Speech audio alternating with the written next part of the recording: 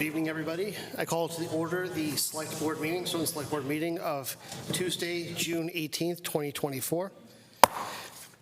See a quorum of the Select Board is present. Mr. Gito, Ms. Roberts, Vice Chair Carrera, and Mr. McCrisky is here as well. So if you are able to, please join me in the Pledge of Allegiance. Pledge allegiance to the flag of the United States of America and to the republic which stands one nation under God, indivisible, with liberty and justice for all.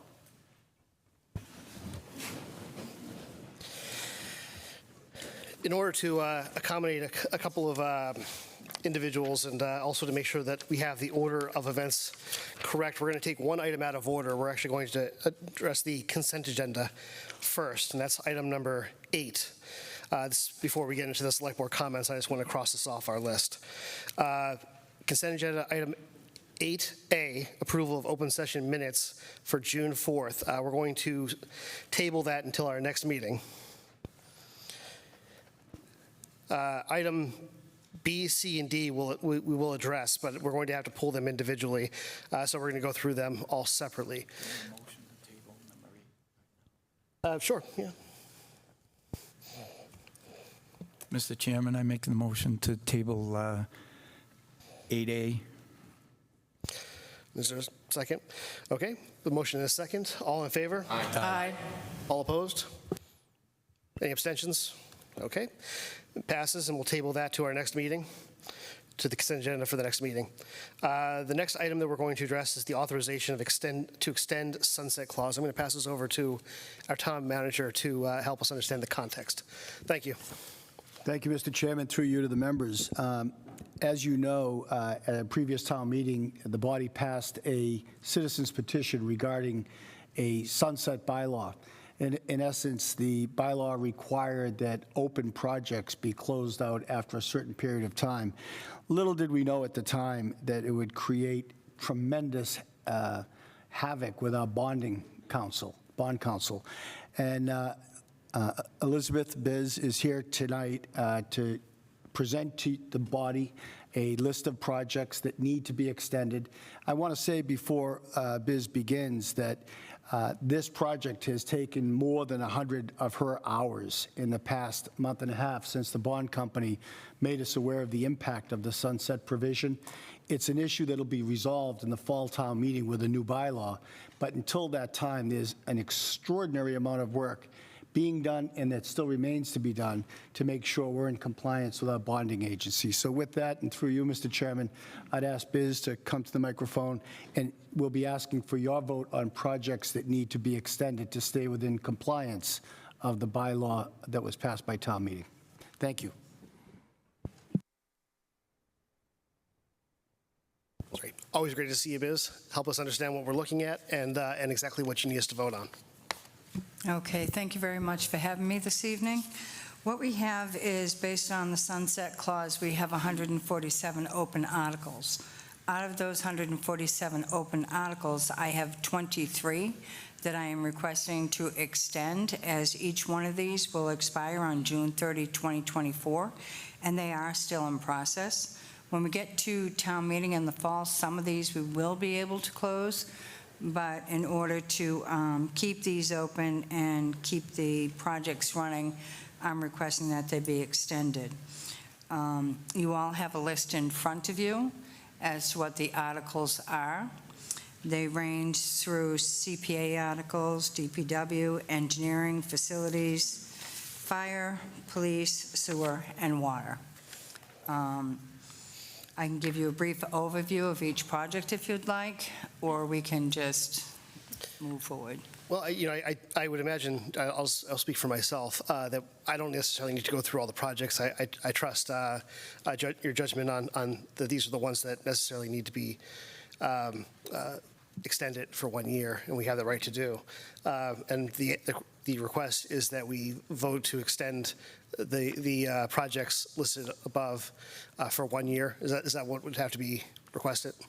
Yes, sir. So the 23 articles extend for 1 year, so we'll be extending their expiration to June 30, 2025. In the meantime, if we get to November at the fall town meeting, whenever that may be, and we determine that these can be closed, we will close them.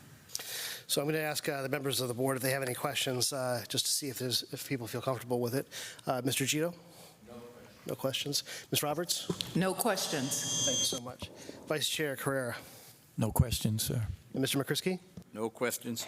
Oh, excellent. Thank you very Chairman? much for your hard work. I actually do have one question. Sure.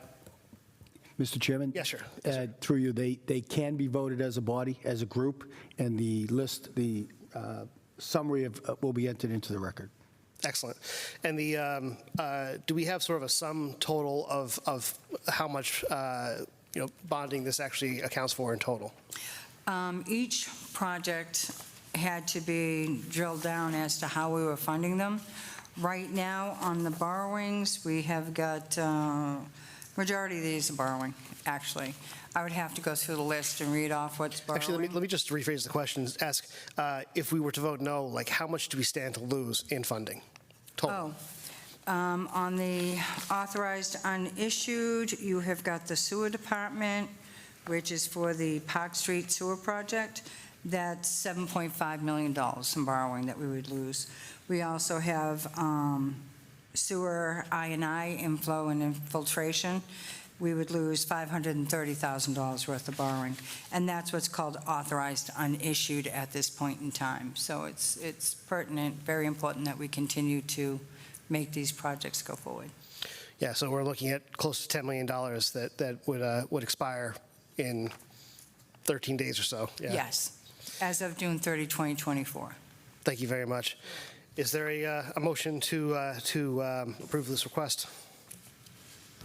So made. Second. Motion was made by Deborah Roberts and seconded by Vice Chair Scott Carrera. All in favor? Aye. Any opposed? Any abstentions? Passes unanimously. Thank you so much for helping us to just figure out what we're looking at. Thank you, and I'm sure the departments appreciate it, and the residents will too. Thank you very much. The next item on the consent agenda is the Code of Conduct and Ethics Acknowledgement Form. This is significant that we do this before we do the appointments, because the appointments will actually, people who are appointed will have to agree to the conditions of this vote. And so I wanted to do this before we did the appointments. There's an acknowledgement form. This was included with the package that the Select Board received, and it was made available to the public. Vice Chair Carrera actually recommended a change to it that I agree with, so I'd just like to put this to the board to consider. I'll read the entire document and then tell you the change. It's only the very last sentence. I, print your name, have been nominated by the put the name of the appointing authority to serve on the, then you write in the board, committee, or commission for the term of blank years. I acknowledge that appointees are required to read and comply with the conditions outlined in the Code of Conduct. I further acknowledge that the Select Board amended the Code of Conduct on June 4th, 2024, and that my appointment and swearing in is conditioned upon my execution of this document, which confirms that I've received the Code of Conduct and Ethics and agree to fully comply with its conditions. Failure to provide this acknowledgement may result in the rescission of my appointment, and the changes from may result in to will result in, and then rescission was changed to immediate revocation. So it reads, failure to provide this acknowledgement will result in the immediate revocation of my appointment. And then the people would have to acknowledge that. That is I kind of accept that as a friendly amendment, if you don't mind, but if it would, I'm open to a motion to either stick with the original or to go with the revised. Okay, motion to, Mr. Chito made a motion to go with the revised, and Vice Chair Carrera seconded it. All in favor? Aye. Aye. Any opposed? Okay, so that passes as well. And the last item, this was a Christ the Rock Church sign, street sign request. This would replace a sign that existed for the church that was operating in the same location about a year ago or so. I don't know if people have questions on that. I don't know if we have anybody to actually speak on it, but I did run this through the engineering department, and there were no concerns or issues. I also asked Brian Winter if there were any issues related to church and state issues or any First Amendment issues. He assured me that there were not. This is really just they own a sign and they want to put it on a street sign that we have control over, and this would replace a sign that already existed for a church. Yes, Mr. McCrisky. Mr. Chairman, I'd ask for consideration to put this on the table. I'd like to see what the potential could be here, because those signs were there since the 50s. Times were different, and I want to make sure that as street commissioners, we're not going to be absorbing any cost. And once we start this, what is the shutoff? Essentially, we could have people coming up here saying, well, they have it, we want it, and what are we going to limit it to? Nonprofits? What's to say that a business can't say, I want a street sign that says, get this way to my business? This is dangerous, in my opinion.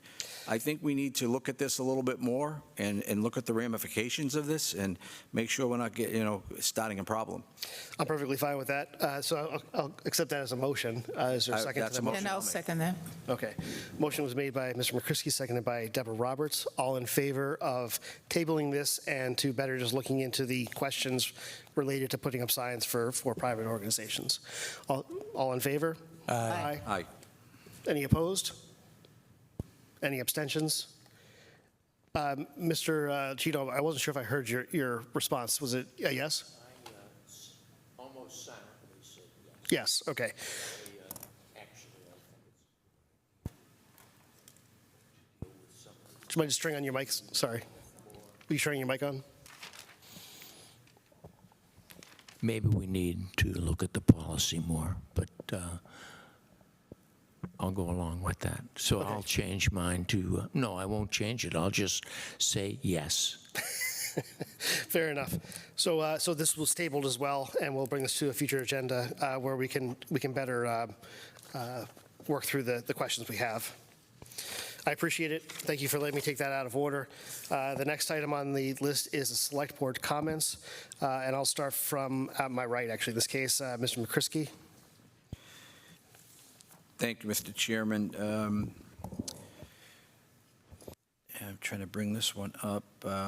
We'll start off with a lot of people may not know that late last night, our former town moderator, Howard Hanson, passed away. As many know, Mr. Hanson had been struggling with health issues following a stroke several years ago. And there are a lot of people, some people here that I see on Facebook. I read Facebook every day. I just don't post. But the tributes coming in regarding Howie are just such a touching moment where people put differences aside and recognize, how one person can make a difference. And we lost in Howard Hanson such a great community leader, a great moderator, a great member of the Historical Society. But the last, we have David Lambert, who is now our town historian, but David would be the first one to tell you that Howie forgot more than he knows. David is a great guy as well, but Howard's history and compassion for the history of Stoughton and his knowledge base, and it right down to select board meetings, and so forth, was just miraculous. And you don't say, everybody calls themselves Mr. Stoughton or Miss Stoughton when they've been around for a while, but that was truly Howie Hanson, is that he was Mr. Stoughton. There was a picture, I don't see it here, it should be here, there was a picture of Orrin Hanson, who was our longest-serving town meeting representative, hanging here following, and I would be looking to add to that within time the picture of Howard Hanson. Just a great community person. The things he did for free, how he ran and how he taught town meeting reps to be better, on the issues and actually took an interest. and it was just wherever he went. He has written several books at the Historical Society. Most recently, I would encourage anyone, if they want to learn about Stoughton's history, is the Town Sampler that Howie had put out years ago, was updated with additional chapters by Dwight McCarran, the current president of the Historical Society. And it just isn't, it's not fair. Howie was a young man, should have had a lot of time ahead of him, but, you know, God had a different plan for him, I guess, and it's too bad, but a good man. He is going to be missed. I don't have the obituary to recognize all his families. I know there's some close family members here with us tonight. But it's just when somebody like this passes away, and it doesn't happen, we have a lot of people pass away, but a man that has, if you're active in this town and didn't know Howie Hansen, you haven't been active that long. You know, and it's sad, but my prayers go out to his family, his extended family, in-laws, and so forth. On behalf of the residents of Stoughton, that we all take a moment of silence to remember our friend Howard Hansen, who provided so much to this town by just being who he was.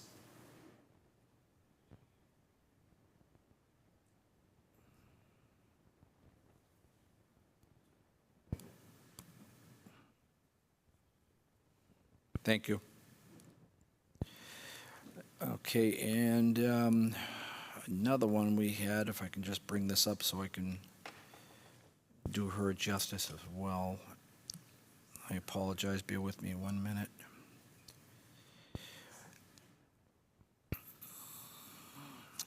On June 12th, town of Stoughton Town Hall lost a very dear friend, Gloria Sutton Veal.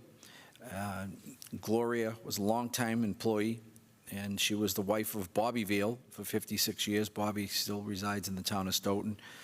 She was the daughter of Barney and Eunice Rhodes Sutton, and she was raised in Jacksonville, Florida. Raised in Stoughton for 51 years, and she was in the assessor's office for over 25 years before retiring.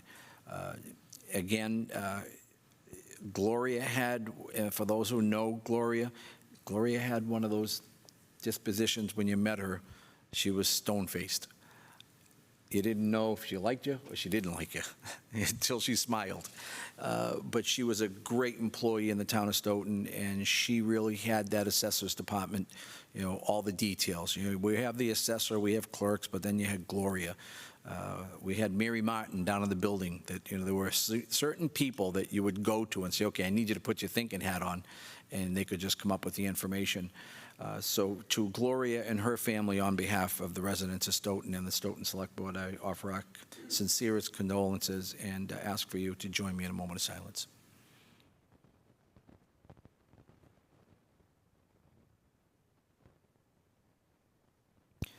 Thank you, Mr. Chairman.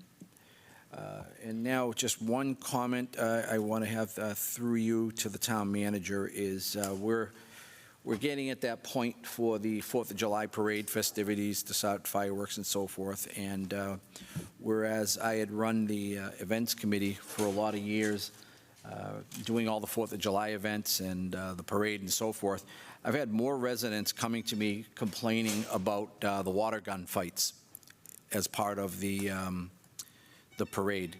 And it's getting to the point now where some people are putting tanks of water on trucks, and they're loading up, and I've seen it with my own eyes. They're the big drums, 55-gallon drums, and one was they're an industrial tote.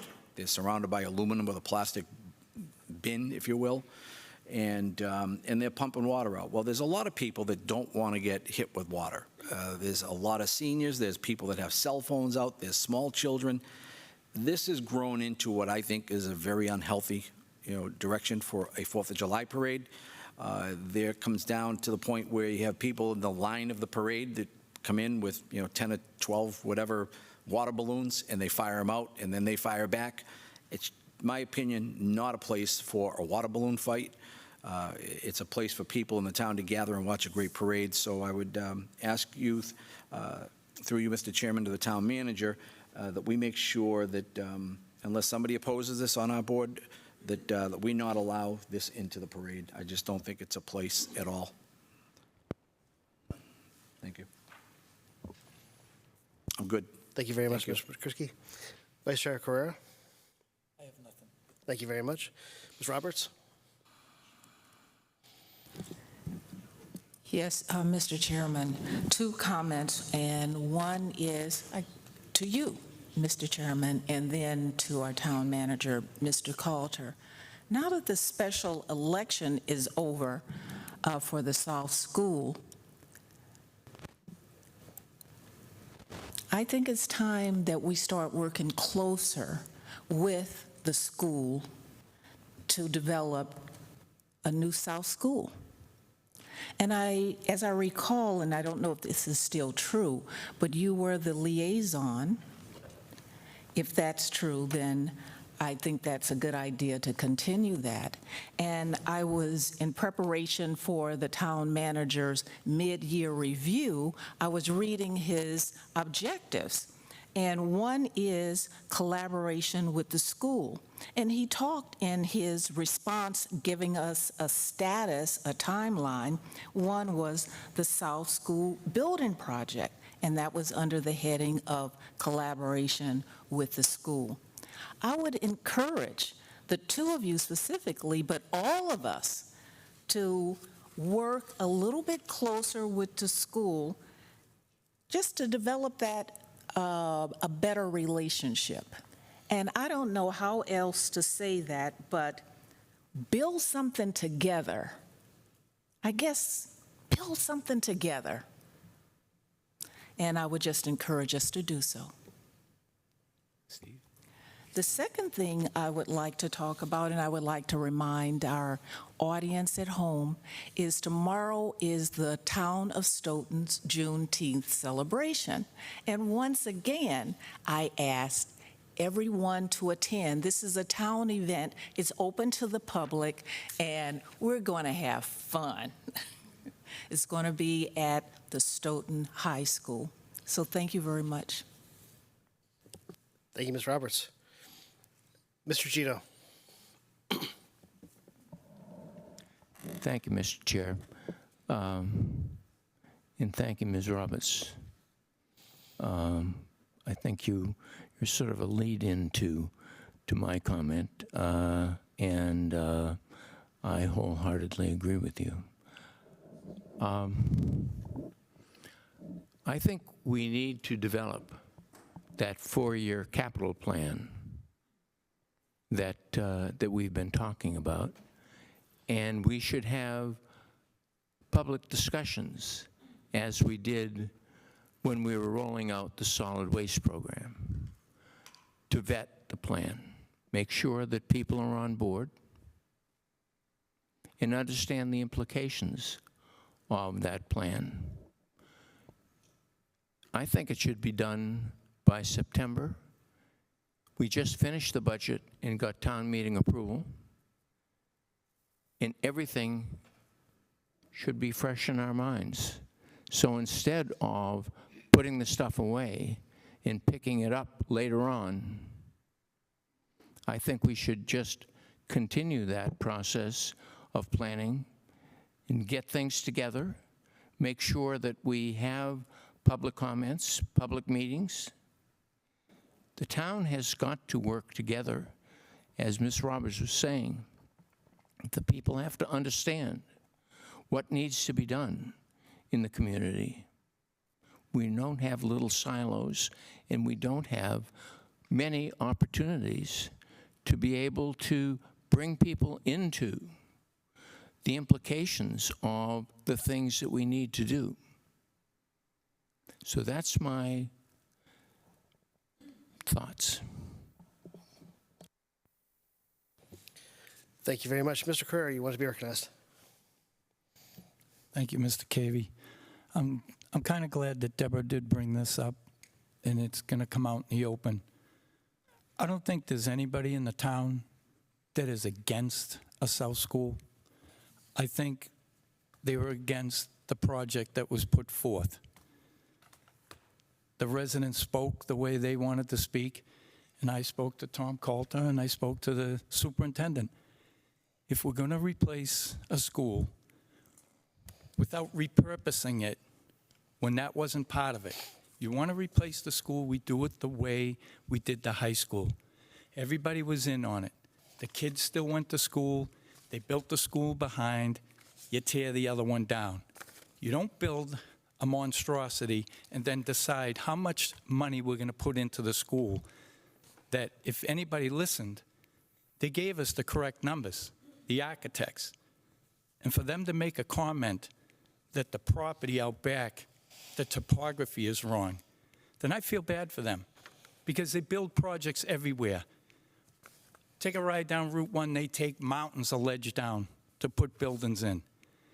There's a flat piece out there. There is no problem with that. There should have been a backup plan, but they should have listened from the start. I asked them to do the simple thing. The people in this town would have voted for the simple thing. And that would have saved the heartache of the redistricting.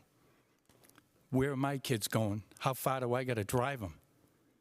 So that's all I got to say. We'll work with the schools. I have no problem if it's the right project. Thank you. Thank you, Mr. Carrera. So I got a couple of comments. I'll keep them kind of brief. One is, well, one's going to be brief. The other one's going to take a little while. But the first one is our next scheduled meeting is July 2nd.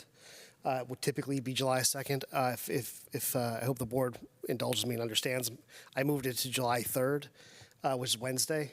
July 2nd is the night of our fireworks, and I thought it might be a little bit nicer to be out in the community rather than meeting here, and certainly with people who had items. If there's an issue, we can address it. But I just wanted to let everybody know that the next meeting will be on Wednesday, July 3rd. So that was the first one. The second one is I don't recall exactly what I was doing, but I was searching through some old emails. And there's something I was trying to find. Honestly, what I found instead distracted me so much that I completely forgot what I was even looking for. But what I found was a letter that the select board wrote to the school committee on February 23rd, 2021. And I read through this. I certainly remembered it existed. But I was just struck by it. And there were so many things that sort of changed while we were putting this together as a board. And we have a couple of new members, but for the most part, there's a lot of continuity here. 3 of the members on here. And I believe that personally, I believe all 5 of us would agree with what's written in this letter. But putting this together, the select board itself became much more united in our understanding of how we were going to work together and how we were going to trust each other. The relationship between the school committee and the select board changed significantly during the same time period. And this, the effects of this letter also influenced other projects, both school projects and municipal projects. And so I'll, sorry to keep the mystery going, but I'm actually going to read this thing because I just thought it was so interesting to see. I definitely remember. Actually, I was the one who drafted this, and I don't typically do that. So I do remember, picking the words and trying to decide the message, and it just had a big effect on me then, and it does now. So this is the Town of Stoughton Select Board, February 23rd, 2021, and this is addressed to the Stoughton Public Schools. Attention Superintendent Dr. John Marcus, to the members of the school committee and the superintendent of schools. We, the undersigned select board members, write this letter to express our continued support of our common effort to obtain funding to address significant deficiencies at the South Elementary School, specifically by partnering with the Massachusetts School Building Authority and their program to assist with the funding of necessary capital improvement projects in the Commonwealth's school districts. Built in 1958, the South Elementary School has served the families of Stoughton effectively and has been utilized well beyond its useful life of 50 years. However, it was designed to support the community's educational needs from a very different era. Since its construction, our public school system has increased the scope of its charge to include English language learning, special education, physical therapy, speech therapy, social and emotional support, and technology training. The specialized facility design needs for these programs could not have been anticipated when the original plans were drafted. However, the need for an adequate space to accommodate these changes and other future needs cannot be disputed. Additionally, and more fundamentally, the South Elementary School was designed and constructed decades before the Americans with Disabilities Act. The needs of disabled students could have been anticipated, but they generally were not. This also fits the priorities of a very different era. And it is incumbent upon us to eliminate those barriers to education, which we have inherited. Members of the school committee and Superintendent Dr. Marcus, as you continue to pursue any and all ways to provide the best education possible for our students, please be certain that you will have the full support of the undersigned members of the Stoughton Select Board. We understand that adequate facilities are necessary to fulfill your mission, and we are committed to a successful partnership with the Massachusetts School Building Authority. This was signed by Christine Howe, our chair at the time, myself as vice chair, Robert O'Regan, Joe McCrisky, and Deborah Roberts. And this is as true in 2001 as it is today for myself. So I just wanted to remind people of that this existed.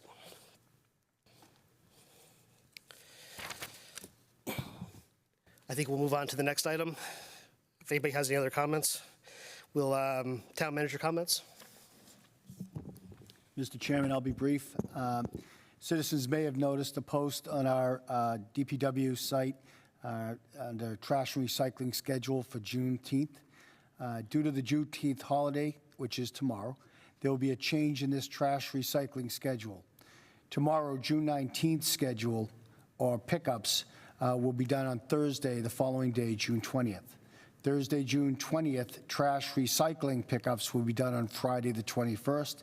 And Friday, the 21st, trash recycling will be picked up on Monday, June 24th.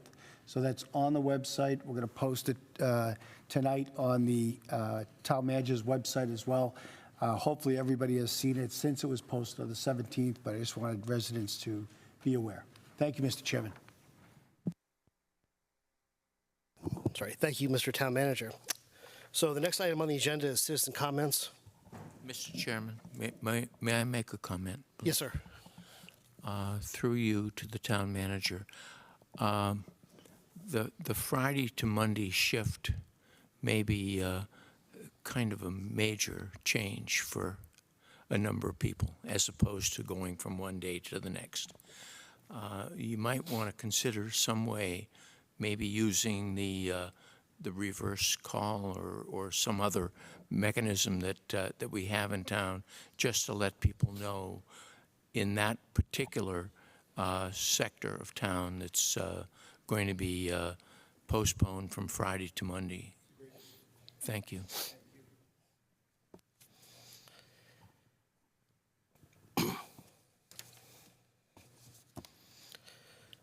Thank you. So without any additional comments, we're going to move on to citizens' comments. I'm just going to read a quick set of instructions, just to let you guys kind of know how we'll be functioning during this section of our meeting.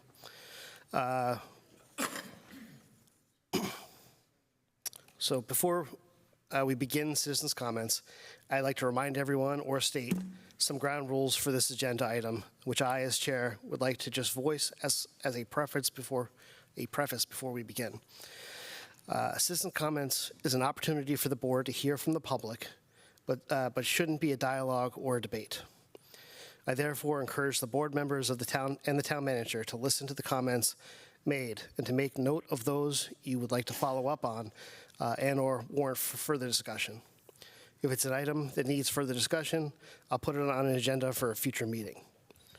If it requires follow-up, we can direct the town manager to do so. If the comment doesn't require board discussion at a future meeting or follow-up by the town manager, I would recommend that we simply try to say thank you and continue to the next speaker and then move on to the board's business. I'll try to give everyone all the time they need, but we have a full agenda as we always do.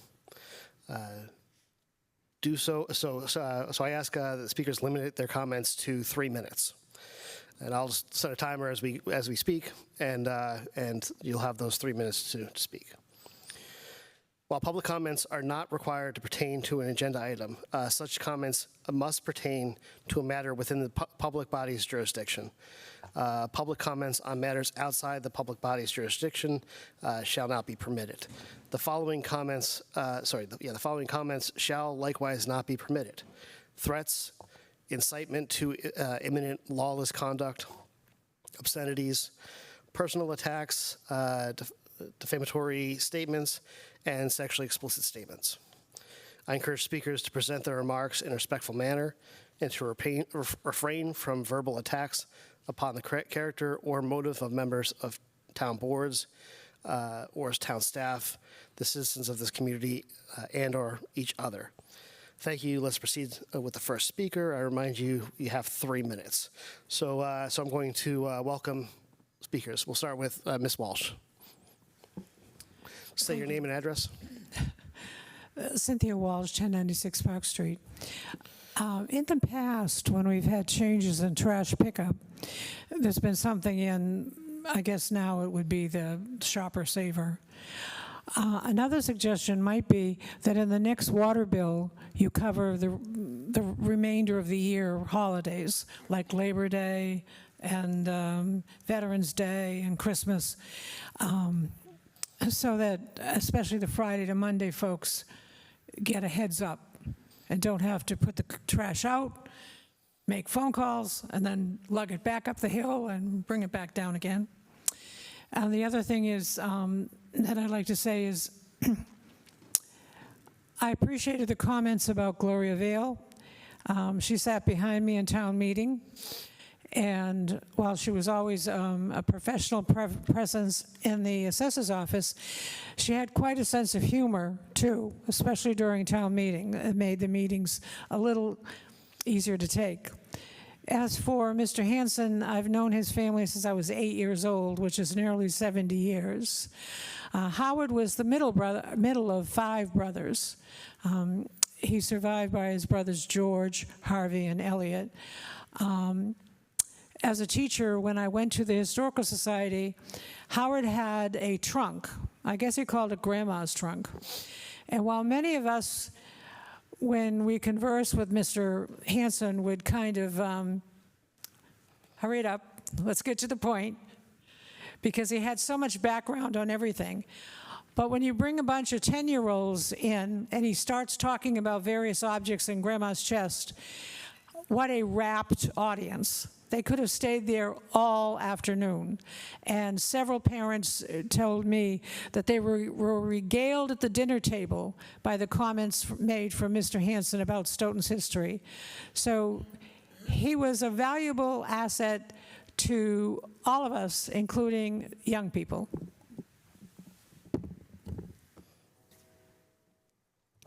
Thank you so much, Ms. Walsh. And the next speaker, okay, we'll go with Ms. Yanikowski. If you don't mind coming up to the front, just hit the button, turn the mic on. Okay. Thank you. You had mentioned the code of conduct earlier, and I realized it was just regarding the authorization form. But I'd like to talk about maybe adding to it, and I realize that's not on the agenda tonight, but for example, one of the items in the code of conduct is treat all members of the board and committee with respect despite differences of opinion. Now, that sounds like it's inter-board or inter-committee, but I would love to see language relative to treating other boards, committees, authorities with respect, and all town departments with respect. And for that matter, town employees with respect. At this past town meeting, we heard a phrase that went something like, the greedy school department. I thought that was out of line. I would love to have seen that gavelled out of order, but it wasn't. And I think that's a shame. And it just showed disrespect to the school department. And again, you can disagree with a department's budget or a union contract or whatever it is, but please don't disparage other departments, other boards or committees. I find that behavior unbecoming of an elected or appointed official. So, thank you. Thank you very much. Okay, next, Ms. Lazarus, go pick some up. Just make sure to turn the mic on. Thank you.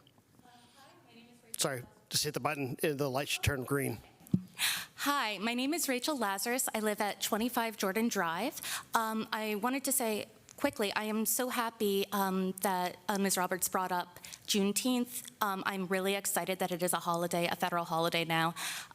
My daughter, who just graduated kindergarten, her class is majority minority, and I'm really excited that she gets to have this experience of learning it as a child, of really growing up in this town and being able to see a celebration, which I didn't learn about it until college. My husband, who is actually from the area near Galveston, had no idea about it until he moved up here. So it really is a wonderful thing that we have this celebration. I really appreciate all of the members of the Select Board talking about ways of bringing together the school and the town. It really is a little strange that we see them as two separate sides and not a whole that makes everything better. We need to have faith and trust in the process, and we also need to trust that everybody is acting in good faith. On this note, I wanted to bring to the Select Boards and the Stoughton Redevelopment Authority's attention comments made at the June 12th meeting of the Elementary School Building Committee by its chair, Mr. TJ Ricapuro. From the SMAC recording, it begins at minute 28:43. And he said, I quote, "I'm very disappointed, by the way, Lisa. Your last ad was flat out lies. Flat out lies. I'm very disappointed. I like all of you people. I think you're valuable people in the community and you have a valuable voice. I think your last two ads where you were touting a tax increase that was incorrect, and you know that, and one where you were saying that this project has costs that were not included in the budget, and you know that's wrong. Those were flat out lies, and I'm very disappointed. I'd rather lose this new school building on a battle of one opinion versus the other based on the better of the town, not on lies. These are good people, everyone here, and our consultants who put a lot of thought into this project, and to lie about it was very disappointing, very disappointing. The Lisa Mr. Recupero was speaking to is Ms. Lisa Lyons, who is a candidate for an appointed position on the Stoughton Redevelopment Authority tonight. I spoke with Mr. Recupero, and he stated that Ms. Lyons had read the report from the town's bond advisor, which was issued around April 20th, 2024, so she knew that the 6.4% increase she was claiming would happen in June 2024, and her claims that there were costs that were associated with the project but not included the grant that were also false, because the MSBA grants are all-inclusive and provide a higher level of oversight and accountability than most projects would have. Furthermore, Mr. Recupero said that she did not attend any public forums about the elementary school project and did not respond to Mr. Recupero's request to discuss the issues she's had with the building, either publicly or privately. I have nothing against Ms. Lyons personally. I don't think we've ever spoken directly, although I do have a pretty bad memory for faces and names, so I could be forgetting. I've heard her speak at town meeting. I've seen her comments on Facebook posts, and I have previously appreciated the detail she's gone into on different issues. But I am a very number-oriented person. I care about facts and figures. I care about the financial health of this town, but both the cost of a new school and the opportunity cost of not building a new school. Thank you.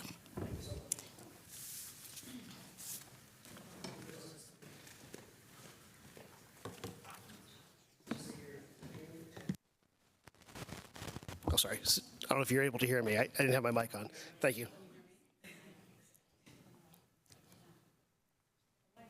Green, okay. Good evening. My name is Megan Texera. I live at 115 Connell Drive. I recently became familiar with Ms. Lyons and her tactics while she was leading a ballot question committee. And it's because of that experience that I am here speaking to you tonight to oppose appointing Lisa Lyons as a member of the SRA. Ms. Lyons is a problem dodger, not a problem solver. As a member of the Finance Committee, she rallies for the town to save money where it can, but then says taking in too many grants has put a target on our back. While working on the ballot campaign, Ms. Lyons says that she would work collaboratively to find solutions. But then she stated that our school's performance is deplorable and shows no value for the money that they have already been given. She referred to South School families as needy and poor, but never mentioned that the South School was actually recognized by the U.S. News and World Report for being in the top 12 of elementary schools in the state. This is not the behavior of someone who wants to collaborate with community members. My primary concern to Ms. Lyons' appointment to the SRA is not based on the fact that she has no development or planning department experience, but more in my own personal experience of her purposely misleading townspeople with inaccurate misinformation to further her own agenda. To be a member of the SRA, you have to be reflective and value the needs of everyone in town. No one, not just the people who agree with you. You have to recognize that some projects will inherently benefit other groups more than just the one. You have to compromise, work to meet in the middle, and be an agent of change. After her work on the ballot question committee, Lisa Lyons has left my 5- and 8-year-old sons holding the bag. And if she can be comfortable leaving children to carry the burden of this town's mistakes, she will do it to anyone. Thank you very much. Next speaker, please say your name and your address. Hi, Jay Mallon, 195 Perry Street, Precinct 5. So I know that the vote had already been passed, so I think it would be very good for the select board, and I know that you guys have kind of spoken on this in your comments, if you would work with, the South School, the Stoughton Teachers Association, because they know that the teachers know what the South School needs. So I think if you wanted to continue the work to revitalize the South School, you need to talk to the teachers rep, the school committee, all these different people, and I think they can really point you in the direction of how you want to revitalize the South School. That's just my recommendation. And Ms. Roberts, I want to again, as another citizen commented before, I want to greatly appreciate you mentioning Juneteenth. I grew up with a man that recently had passed away who took me to Juneteenth at Franklin Park, and it really added to the diversity in my life and taught me to be a very diverse and accepting person, and I'm glad that Stoughton's kind of taken that up. Thank you. Thank you very much. Oh, sorry, one second. Next.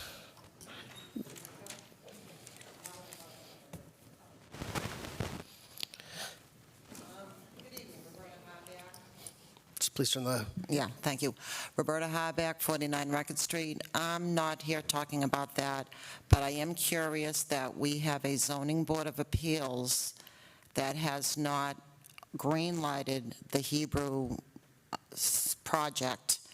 And on the agenda, I see tasking the town manager to oversee, I'm mincing words here, the project, but yet it hasn't been approved yet.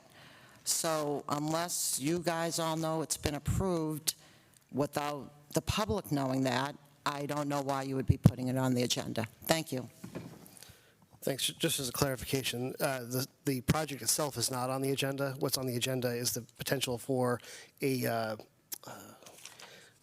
master plan related to the property owned by those property owners. It's not related to the project itself. We have no jurisdiction over that project. Okay, thank you. But no, I appreciate the question. Okay. Clarify. Next, Ms. Lyons.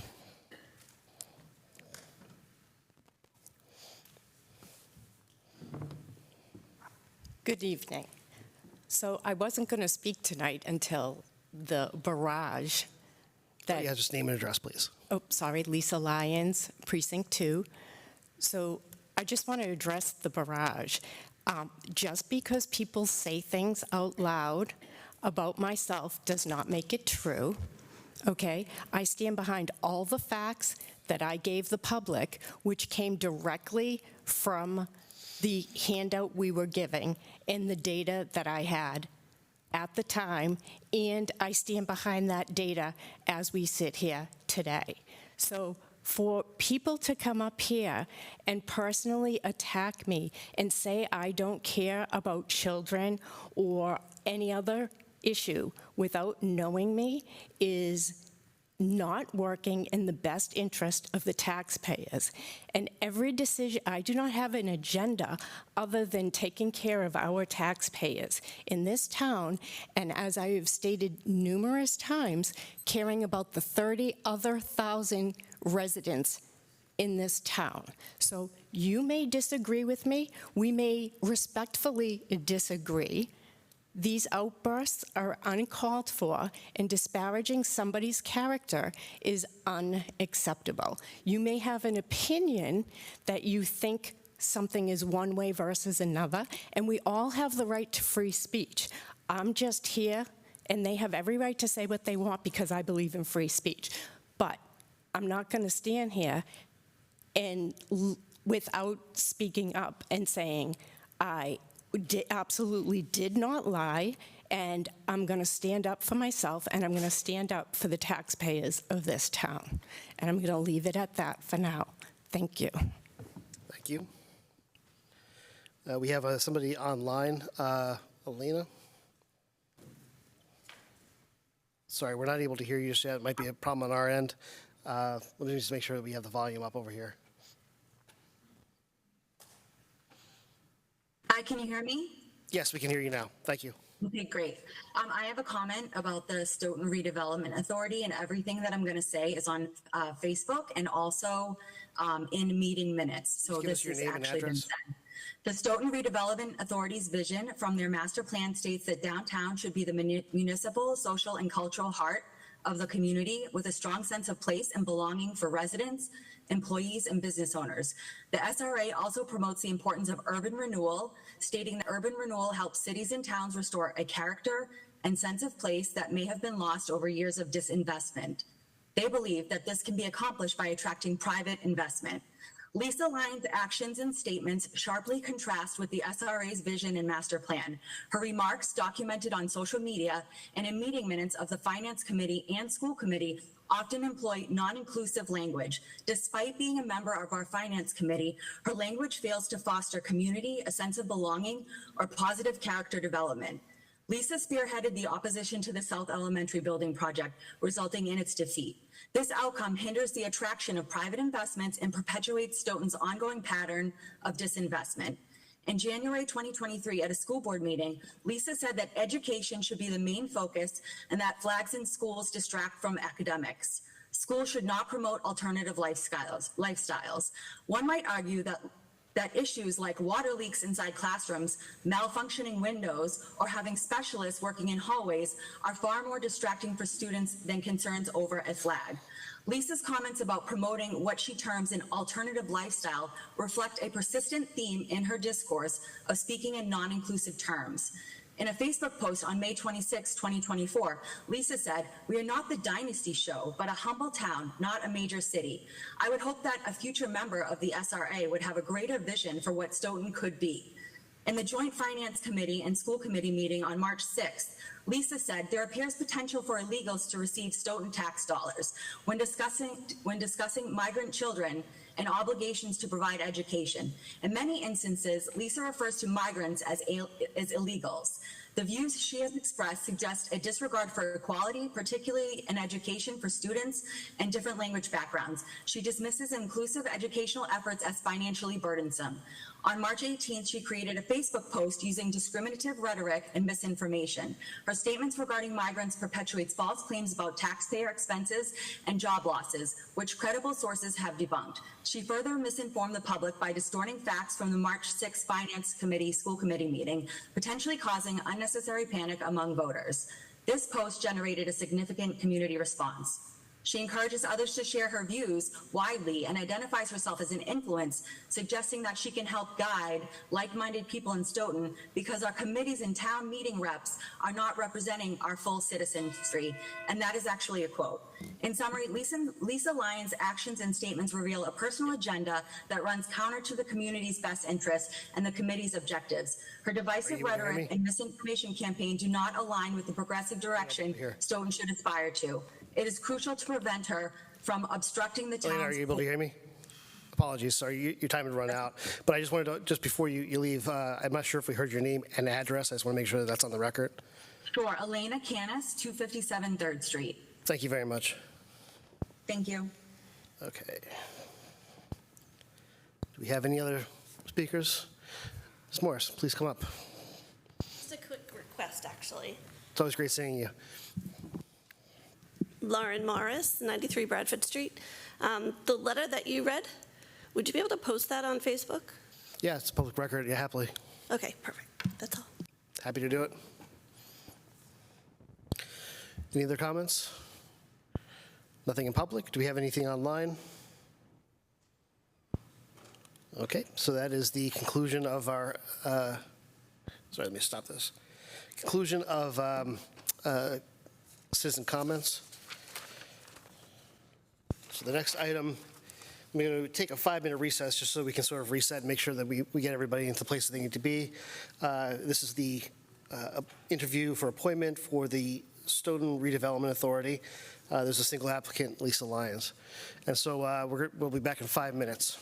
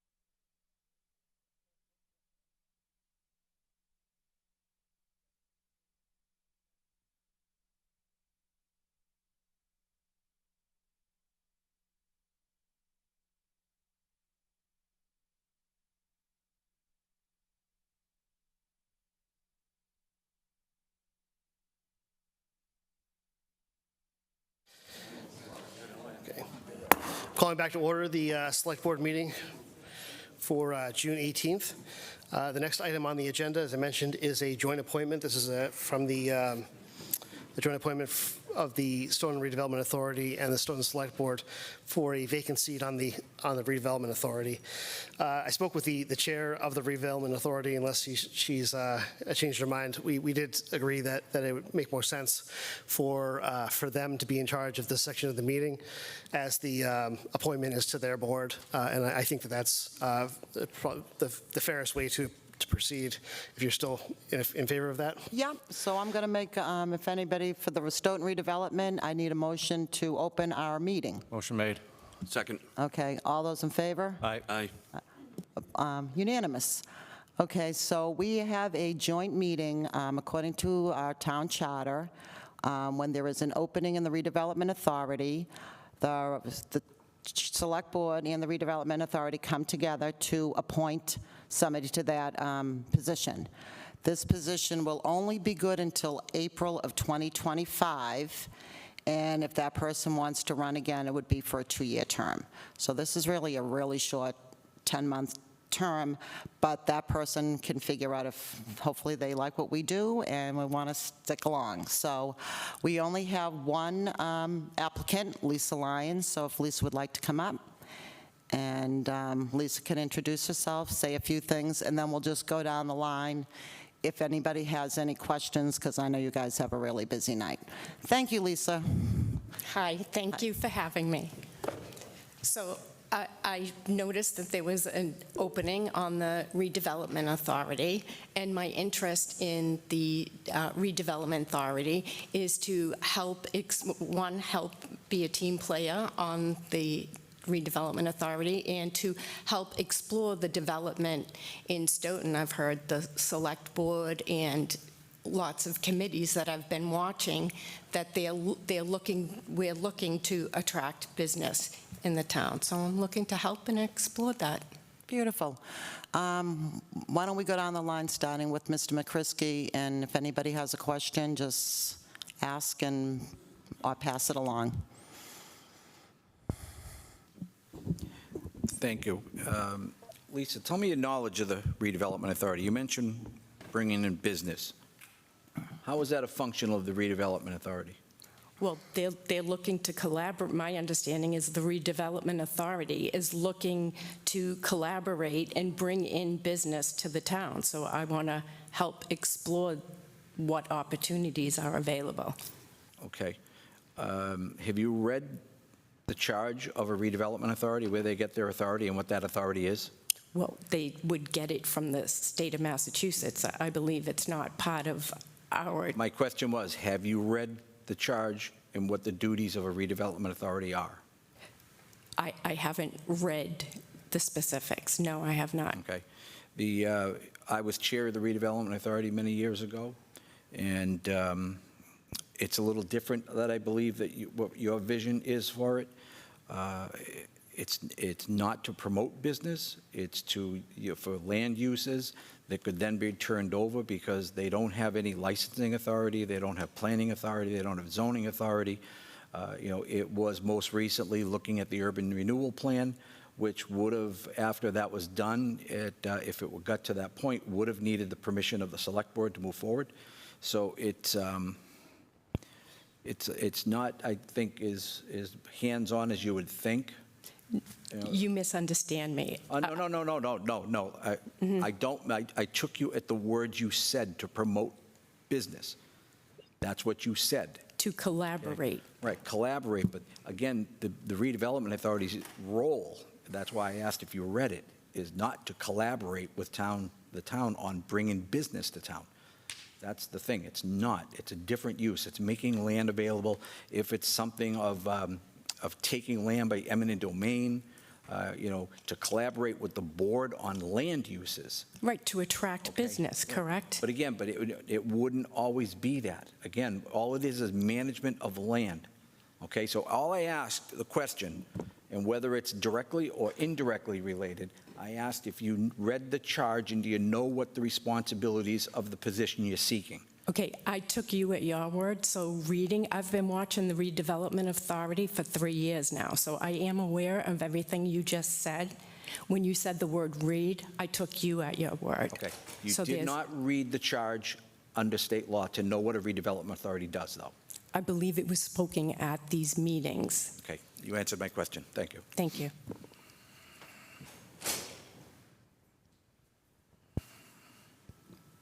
Anything, Bob? Good on the line? Scott? Steve? Yeah, I have a couple of questions. It's good to see you, Lisa.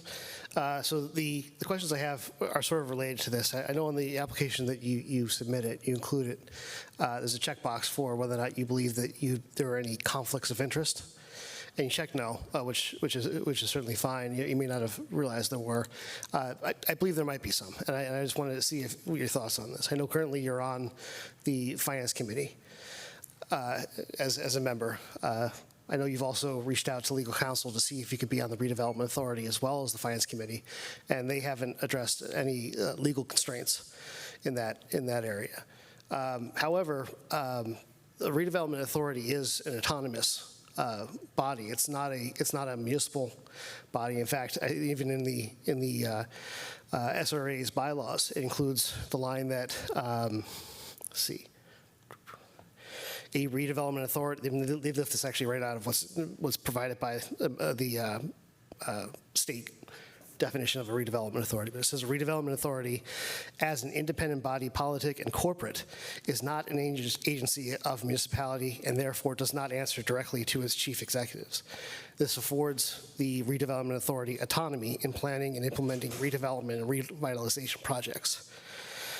And to this extent, if there are this is independent of the municipality. If there are projects that the Redevelopment Authority is pursuing that conflict with projects that the municipality are pursuing, perhaps the purchase of the same plot of land, say, this will come before you as a member of the SRA and also before you as a member of the Finance Committee. And your opinions and advocacy or to be either advocate or to potentially deny a project are at odds. You would, it seem like you would be promoting one if at the expense of the other, and that would be a conflict.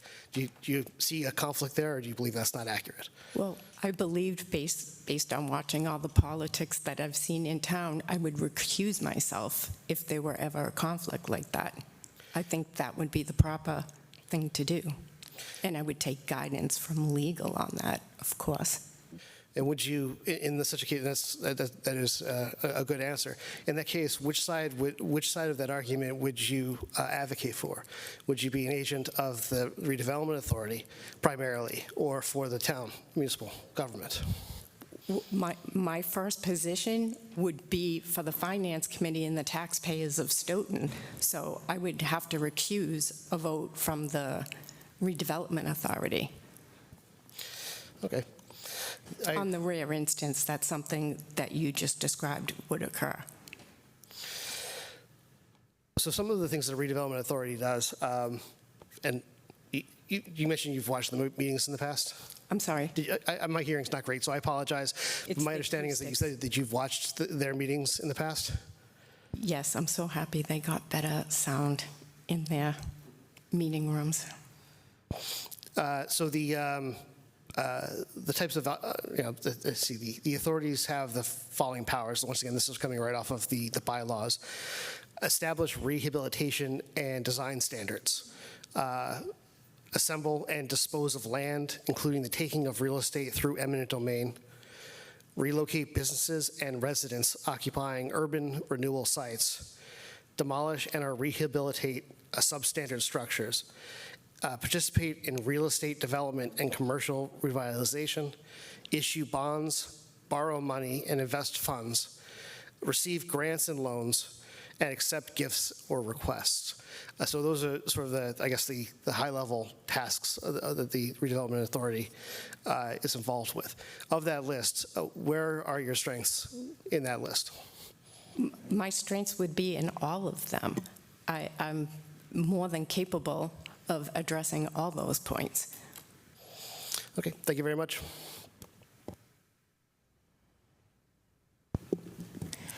I have no questions nor comments.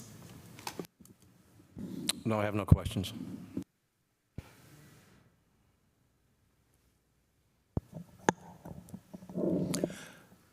What are the things that the redevelopment authority has done that that you've seen over the last 3 years that you think are the most important things for them to continue to do, and what would you do to help in those areas? Well, I know they've been paying a large attention to downtown Stoughton, so I'm looking to help in that regard and to explore. Ma'am, that is where they're working now. I mean, I think we all are there. I guess I was more specific in terms of within the downtown area, what kinds of things have they been doing?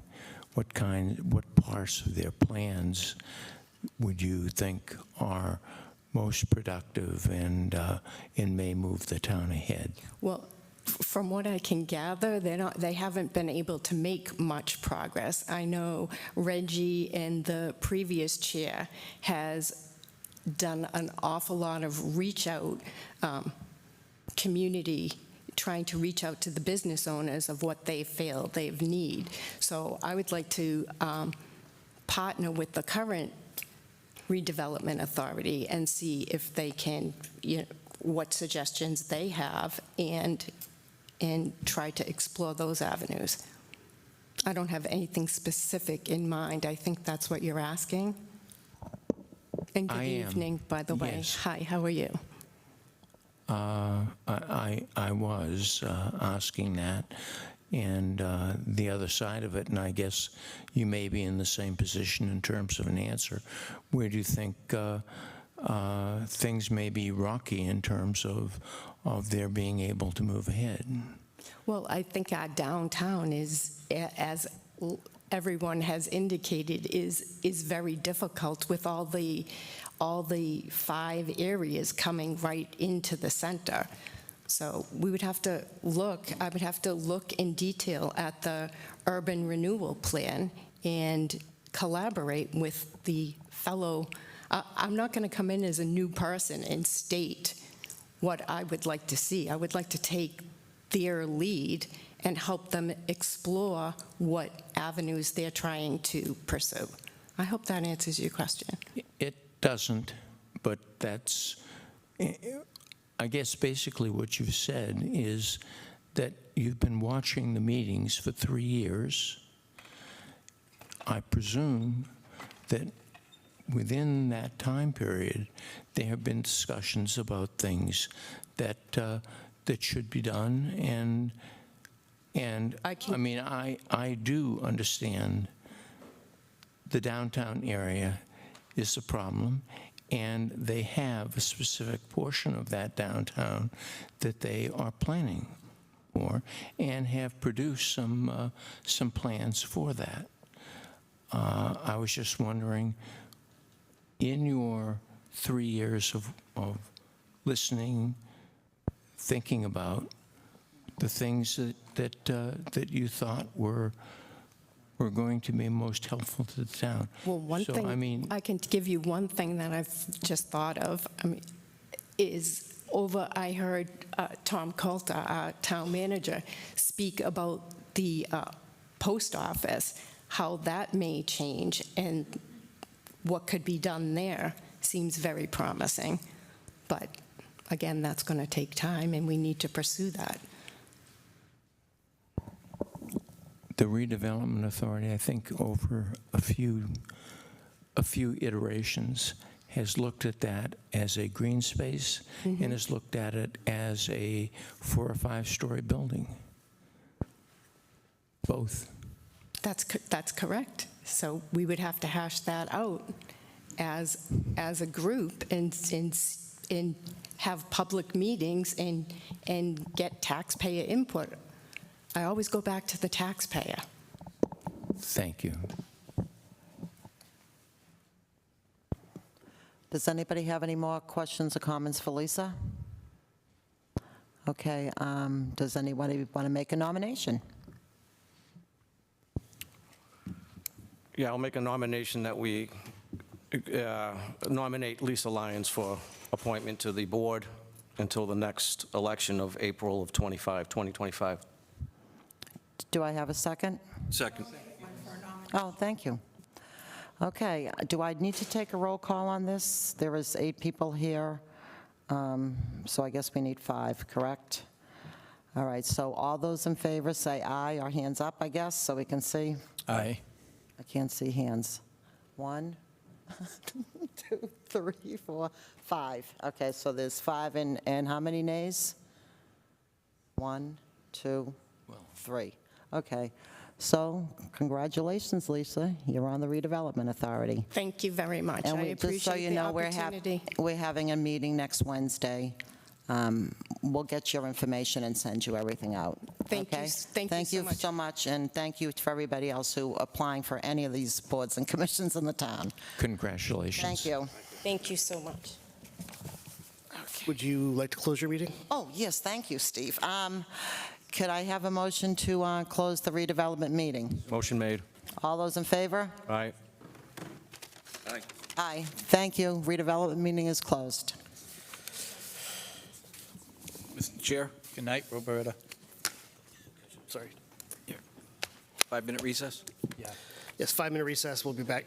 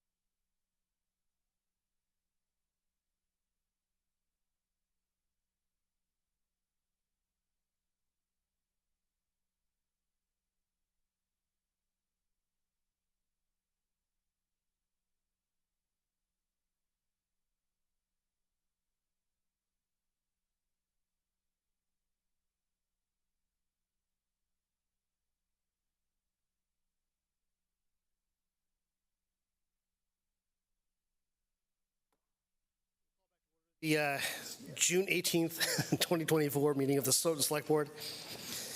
Sorry if I startled anybody. That used to happen to me all the time.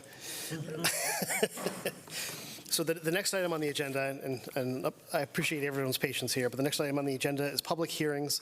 It's been the practice of this board, where Scott and I have been chair and vice chair, that he takes control of the public hearings, and people should address him as the chair for the purpose of these hearings. I think we might have some of the applicants online. I just wanted to give you that heads up, but I'm going to send the gavel over to you. Vice Chair Scott Carrera is now in charge of our meeting.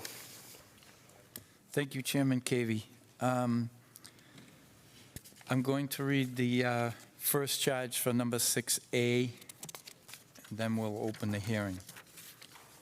A public hearing will be held by the Select Board on June 18th, 2024 at 8 p.m. to consider the application for a common victual license of KPA Restaurant and Sports and Grill Incorporated, located at 756 Washington Street, first floor, Stoughton, Mass. 02072.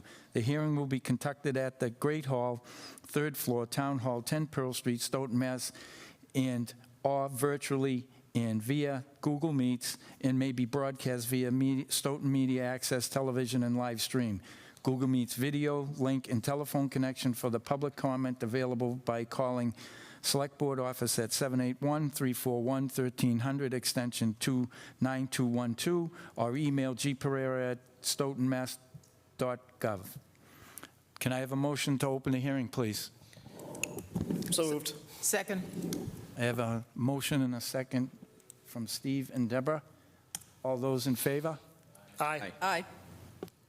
Okay, hearing's open. Are the applicants in the forum here, or are they online?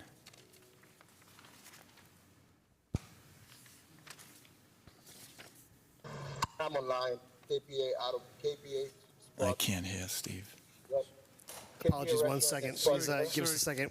We're just barely able to hear you. We're just going to make sure that our volume is set over on this side.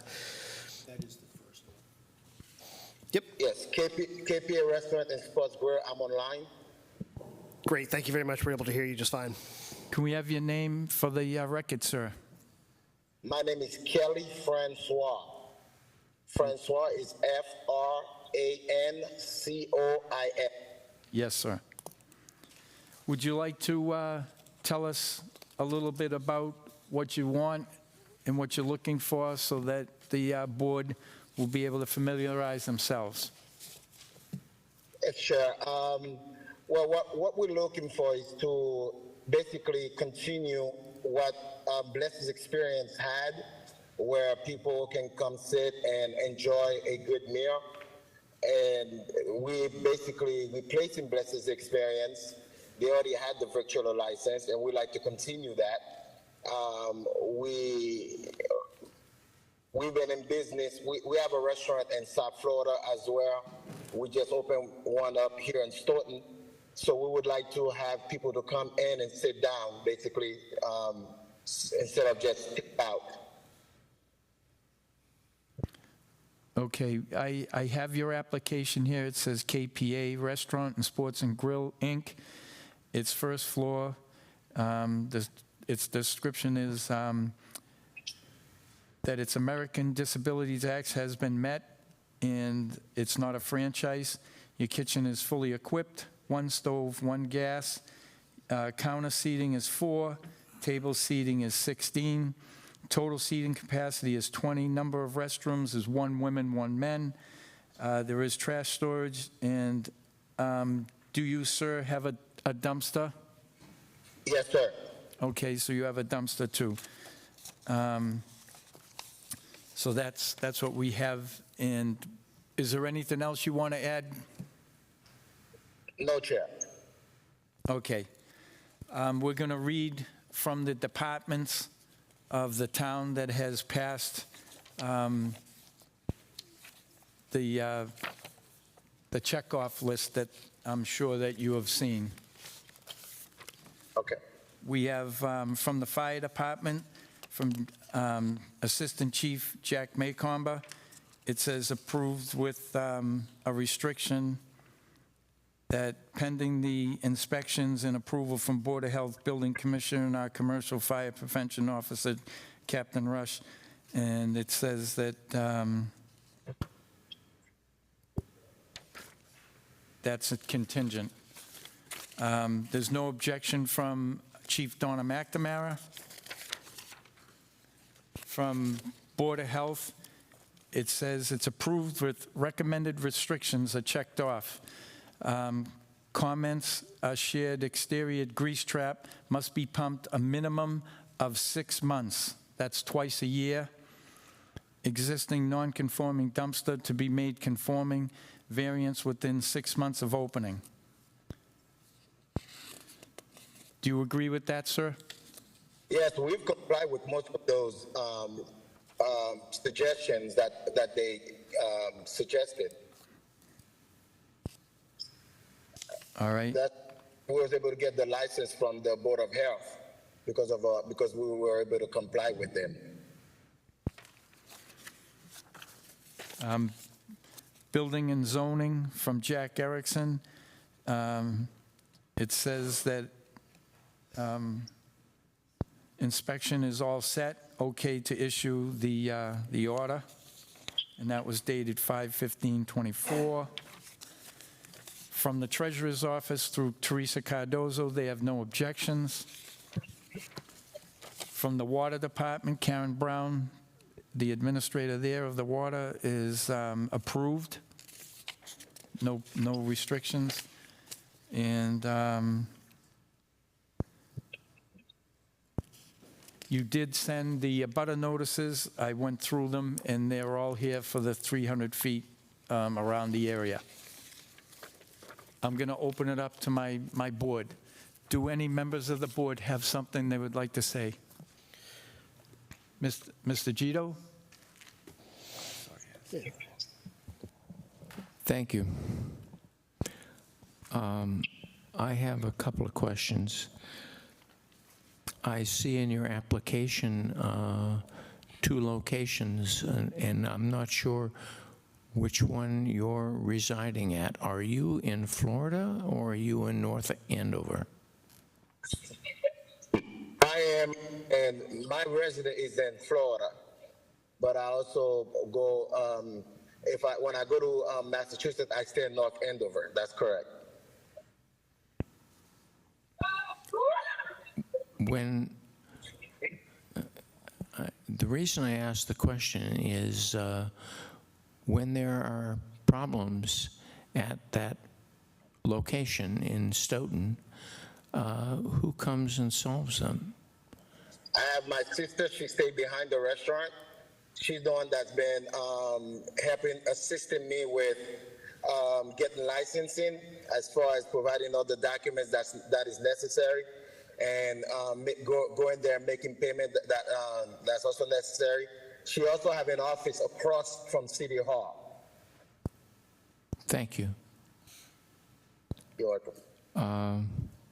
I also noticed that the insurance on your property expires in March of 2025. So that's about 9 months from now. You're asking for a license for a longer period of time, I think. Is it a year or more, or is it? So what happens after that? I mean, I guess I don't know the rules that well, but that just sort of jumped out at me. So when they give us insurance, it goes for a year, and every year we have to renew the insurance. So when I first applied for insurance so that I can get all my paperwork in order and get all the application going, I needed to apply for insurance right away. So I applied for insurance, but as you know, it takes time for a restaurant to finally get into this stage. So it took a while, a lot of steps, a lot of application, a lot of going back and forth, and so now we're here. So next year, my insurance is going to become due for renewal, and we're going to renew it accordingly. Thank you. You're welcome. Deborah, go ahead. Thank you very, very much. Can you tell, Mr. Francois, can you please tell us a little bit about your restaurant? Like what type of cuisine and all that good stuff? I like good food, so please share. So we sell American food as well, Haitian. We mainly Caribbean cuisine. We sell a lot of Haitian food, but we also have American food there too, like hamburgers, French fries, good steak, whatever that the client want to eat. And when it comes to Haitian food, if you know anything about Haitian food, we do a lot of rice, we do a lot of pork, we do a lot of chicken. We do fried, and we also do grilled. So we also sell a little bit of Dominican food as well, because we also have a location in Dominican Republic, and we sell some some Dominican dishes as well. Thank you. I see on your application, and is this correct, that you open at 7 a.m. and you close at 11 p.m.? It's going to be 8 a.m. until 11 p.m. 7 a.m., I realize 7 a.m. is too early for us. So you serve breakfast or maybe yes, continental, a full breakfast? We're gonna be serving breakfast, lunch, and dinner. Oh, great. Thank you. I have no further questions. Thank you so much for sharing. Bye-bye. Thank you. Thank you, Deborah. Steve? Thank you very much, Vice Chair Carrera. Ms. Roberts sort of stole my thunder here. I like to ask people what's on the menu. It's my big thing, but I'll just go ahead and ask, what is, if I was to come in, didn't know much about your restaurant, ask what was the best thing on there, what should I order? I would say a seafood boil. I love that answer. We do have some good seafood boils that, good taste, Caribbean style. Excellent. Thank you very much. I appreciate it, and best of luck to you. Thank you. I appreciate it. Mr. McCrisky, Joe, anything? Nothing. Okay. What's the wish of the board? I'll take an end. Sorry, public. Cynthia, go ahead. Cynthia Walsh, 1096 Park Street. I was interested in the ADA compliance. Are there any steps required to get into the restaurant? We do have one step when you get inside, when you first get into the restaurant. We do have one step. Is there any kind of railing for those of us who have trouble with steps? That's you know what, I have to get with the owner. As you know, we didn't own. We're just renting. So I think he does have something that the wheelchair can go. It's like a rep. It's like a rep that we have, but we're not really open yet, so I haven't gotten the rep from him. So he's supposed to be providing me that rep for wheelchairs. Oh, thank you. I mean, those of us who have mobility issues still like to eat a good breakfast, lunch, or dinner. Oh, definitely. Definitely. Is there anybody else in the public who would like to speak? Anybody online? I'll entertain a motion to close the hearing. So moved. I have a motion and a second. All in favor? Aye. The wish of the board. Motion approved. I have a Second. motion to approve and a second. All in favor? Aye. You're all set, sir. Thank you. All right, thank you so much. I appreciate it.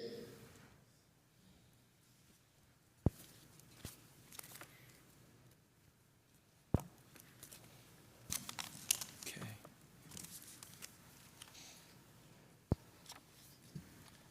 Okay, Mr. Chairman, I'll read the charge for the next one.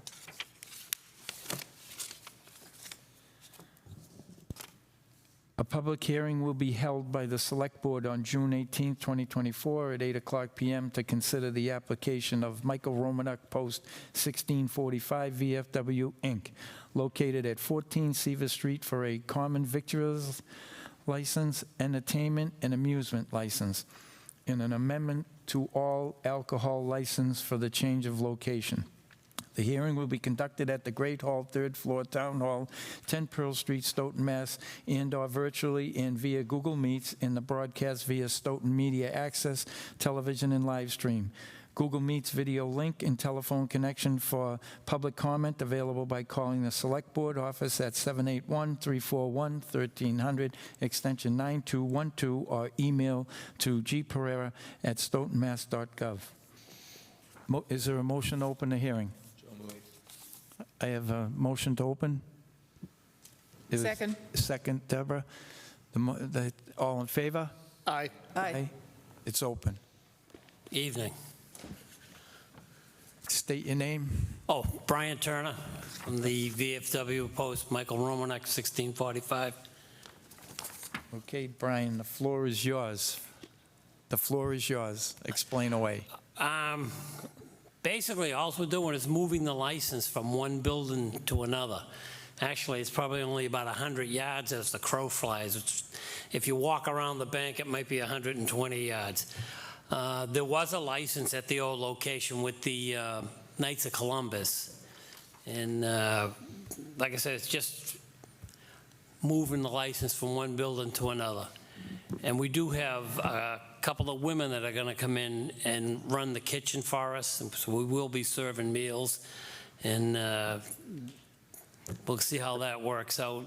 But right now, it looks like maybe 2 or 3 days a week we'll do that. But they also have a lot of future plans for like brunch on Sundays and stuff during the football season.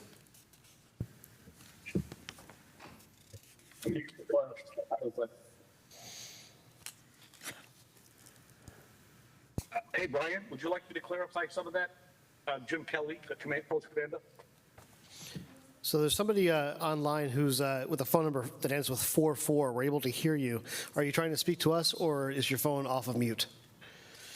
No, I'm Jim Kelly. I'm the commander of the VFW Post. I'm here along with Brian Turner to speak about the Post. And essentially, we're taking everything that we had at the VFW Post at 1635 Washington Street, and we're moving it, everything as is to 14 Cedar Street with no changes. In the very near future, we're going to apply for other licenses just for food, but we're still in the process of that. But as of right now, everything that was at 1637 Washington Street, the VFW Post, all the licenses that we had there, we're requesting the town to approve that, all of them, the liquor license, as well as everything that Ryan Turner just said, the music and all that.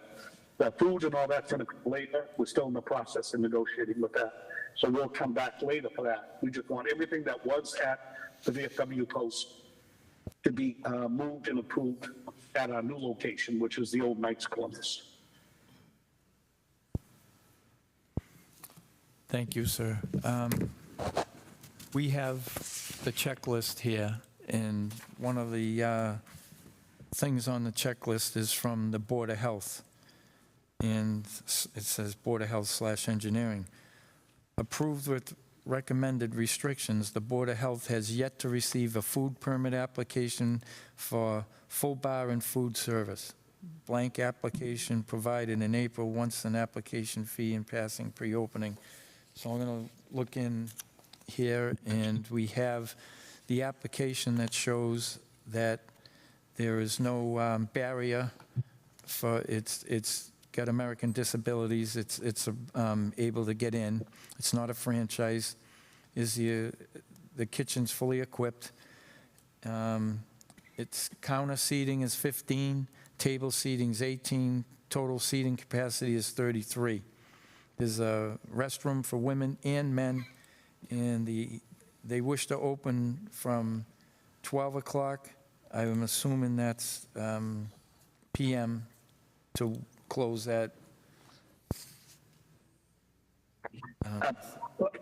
If I give you a thing, that's supposed to be 10. It's supposed to be the exact same thing that we have at the previous location, from 10 a.m. Till the closing time, the regular closing time. And so that's 10 a.m.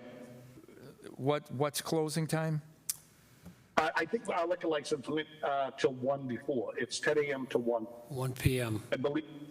Yeah, I think it's 1 p.m. That's what we had. 10 a.m. to 1 p.m. Right. 1 a.m. 1 a.m. I would think it's 1 a.m. a.m. Oh, I'm sorry. 1 a.m. Thank you. That's why I was trying to figure. That's an awful short time. Yeah, I know it. All right, so the actual hours are 10 a.m. to 1 a.m. Yes. Okay, we got that. And I don't think it's a 50-yard dumpster. I'm assuming it's a 5-yard dumpster. Oh, yeah. Exactly. That's true, too. Sorry.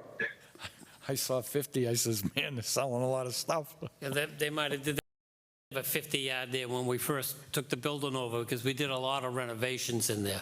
Still working on it, too, so. And then we have the application for the jukebox is in here.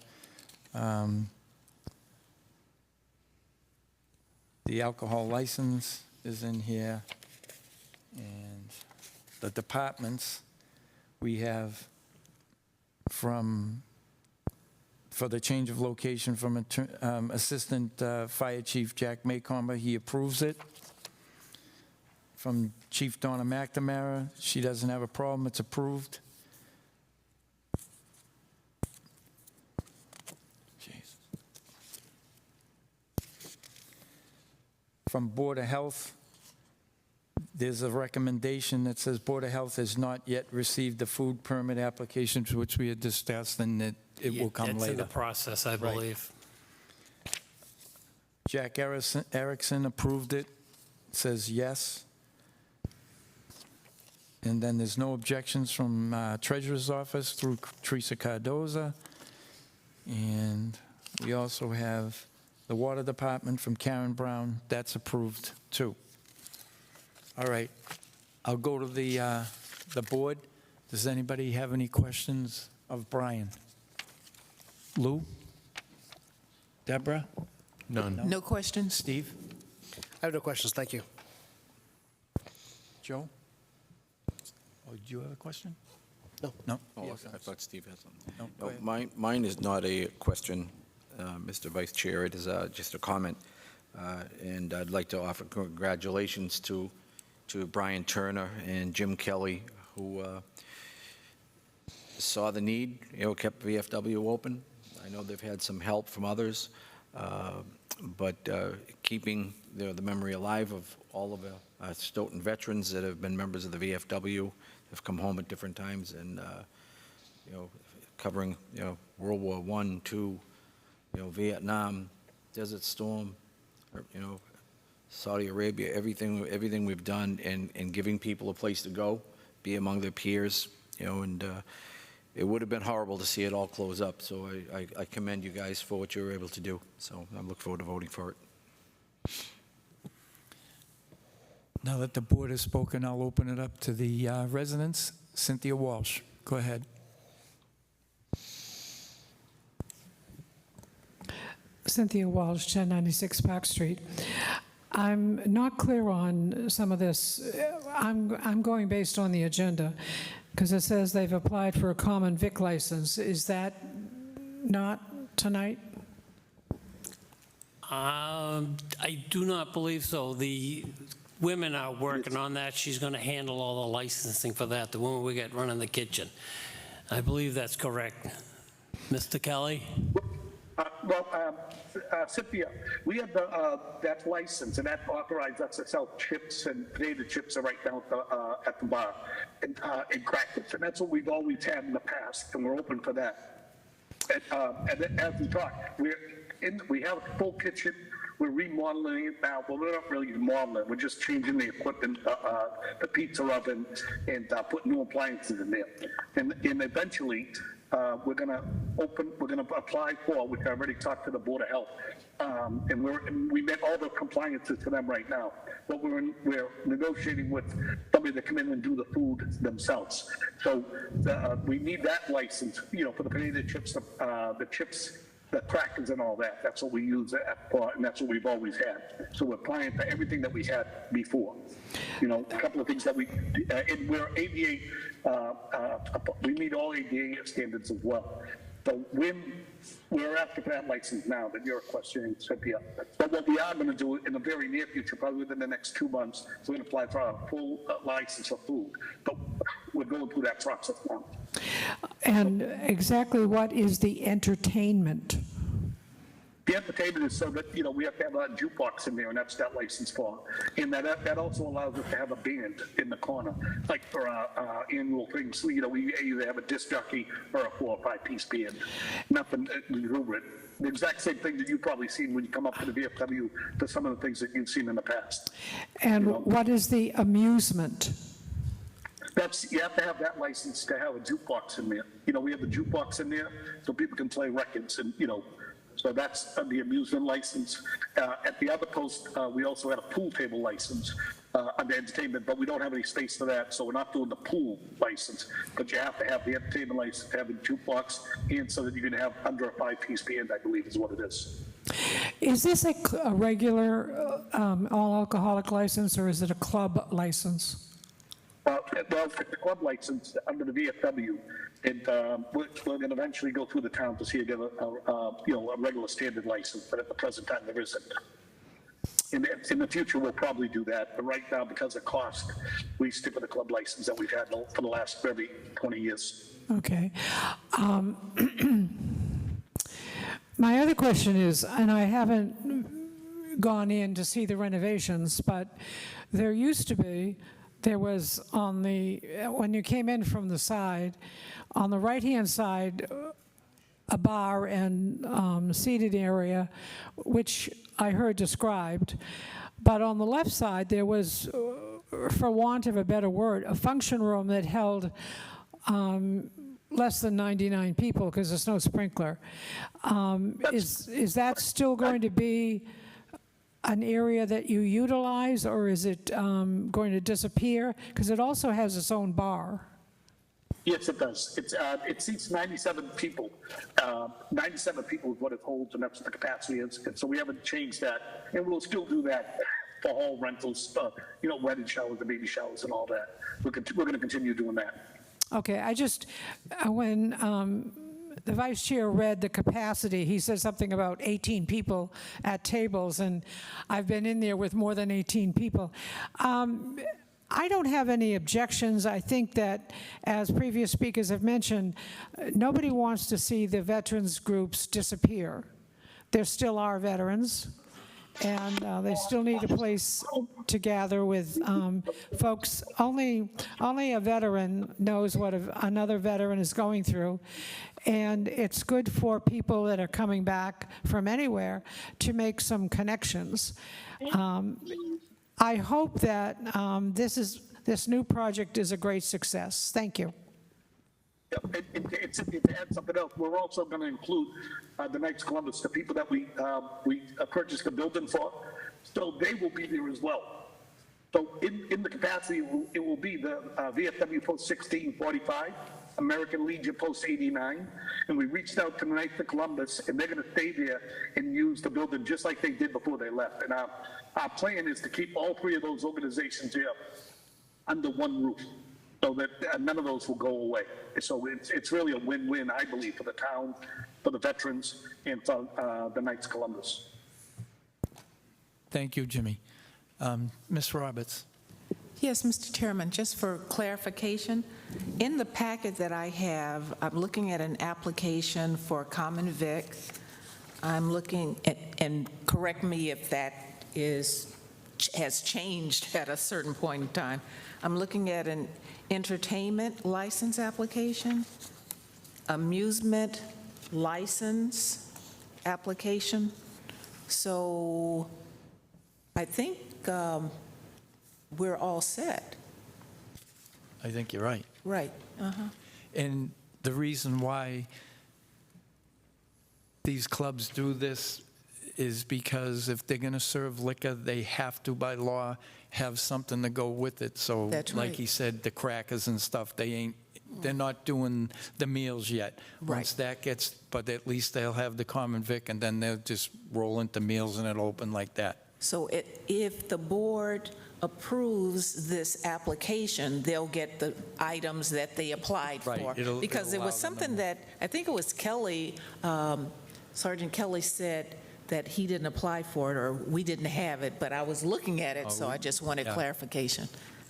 Okay, thank you. And that was just the pool table. That was an additional license that we didn't request this time because we don't have the pool table. Okay, is there any other person in the audience who would like to speak? Anyone, any other of the members on the board have something to say? Lou, you all set? Joe? Steve? I'll entertain a motion to close. I have a Second. motion. Second. All in favor? Aye. Aye. The wish of the board? Motion to approve is submitted. Second? All in favor? Aye. You're all set. Brian? Thank you, folks. Appreciate it. Thank you. And thank you all. Thank you very much. Thank you, Jimmy. All right, Mr. Cavey, you're in charge again. Thank you, Mr. Carrera. Thank you, Vice Chair Carrera. I appreciate it. Okay, so next item on the agenda tonight is the town boards and committee appointments. Based on what's on the agenda, there are a couple things we're going to have to just move around a bit. The first one is the planning board. It became clear to us very late in the process, apologies, that there was a application that it was sent to the wrong address, but we did receive it on time, and I think it's fair that we postpone this for 1 week, for 2 weeks for the next meeting of the select board. And so the planning board appointment for the one vacant 5-year term, I'm going to take off the agenda for now and post for the July 3rd meeting so that we can look at all 4 applications, not just the 3 that we were able to get into the package this time. So that one's going to be tabled. Beyond that, we have 8 vacancies, or 8 appointments to make, for which there are as many people applying as there are seats available. And so those are the Board of Assessors, 1 seat. Commission on Disabilities, we have 3 seats available with 3 applicants. Community Preservation Committee has 1 applicant and 1 vacancy. Constable, that's a little bit of a different case. There's 7 vacancies technically, but I'm not going to hold off on simply looking at that one. I wouldn't ask people from the public to apply to be constables. But we also have the Energy and Sustainability, where we have 2 vacancies and 2 applicants, and Metropolitan Area Planning Committee, 1 vacancy, 1 applicant. I would like to pull that. Oh, sorry. Sure. And then we have the Stoughton Media Access Corp. As I understand, I mislabeled that one. Apologies. There is somebody else who's running there. Oh, actually, no, I apologize. The application that we received from Terry Schneider actually was, if I'm not mistaken, that was we received that after the deadline, and so though his name is on here, we striking that one because it was received after the deadline. So that is one where we have 2 applicants and 2 vacancies. Which one was that again? That is the Stoughton Media Access Corp. You said we had. Yeah, Terry Schneider, we received his application after the deadline. Oh, okay. And then we have the Zoning Board of Appeals, where we have, so this one's a little bit confusing on what's written here. So we had 1 vacancy, it's a 5-year term. After the deadline for this, we received a resignation from one of the other members. So we actually have 2 vacancies, and we have 2 applicants. One's for a 5-year term, and one is for a slightly shorter term. I think I want to say, was it 3 years? Gary Alack was the incumbent, so he's the 5-year term. And we can listen to what people say. As I understand it, Gary has expressed an interest in returning, but only for a shorter term. Believe it or not. So if that is the case, and I'm not sure if he's online or present, but if that is the case, given his dedication to the town, I would honor that if that's what he's interested in. But those are the ones where there are as many people running as there are seats available. I think we can knock those out first, maybe, if people are interested. And so we can just start at the top. Is there a nomination? Actually, let's pull Board of Assessors. Janet Teal, I see that she's online. I'm here. It's great to see you. Can you just tell us about the, I know you are incumbent, you've done this before, but you're interested in continuing on the Board of Assessors. Yes, I am. I started there. Before that, I was on the Finance Committee, and then when the appointment came up for the Board of Assessors, I wanted to join that in tandem with my becoming the assessor in Randolph. So, I thought the two of them would be a good fit. I've learned a lot on the board, and I believe I've contributed a fair amount as well. So I would like to serve again. Thank you very much for your service to the town. I definitely appreciate it. I want to ask members of the board, does anybody have questions? No questions. Okay. I had a question. Oh, yeah. I had a question. I know that you were an assessor before in the town, or you currently are an assessor in the town of Randolph, so you already have the Course 101 complete. Correct. All right, excellent. Okay, perfect. No further questions then. Mr. Town Manager. Mr. Chairman, I just want to attest to the fact that Janet adds extraordinary value to the board and to the entire staff there. Thank you. Yeah, we're very lucky to have you. Well, if you're taking comments such as that, I would like to attest as well. Ms. Teal adds a wealth of knowledge. Her skill is very appropriate, and she gets along with her teammates. And I would make, at the time set by you, I would make a nomination to reappoint her. I think now's the time. Well, you got it. We got a nomination for Janet Teal for the 3-year vacancy for the Board of Assessors. And nope, no seconds required. So all in favor? Aye. Aye. Any opposed? Janet, thank you again for so my condolences, 3 more years. No, I appreciate all that you do for us. I really do. Thank you very much. I look forward to it. Be well. Thanks so much. The next is the Commission on Disabilities. We have 1 vacancy for a 2-year term and 2 vacancies for a 3-year term. We also have 3 people who are applying. One is not an incumbent, and the other 2 are incumbents. So I don't know who's available online and who's in person, but I'll start by asking if Forrest Lindwall is available to speak.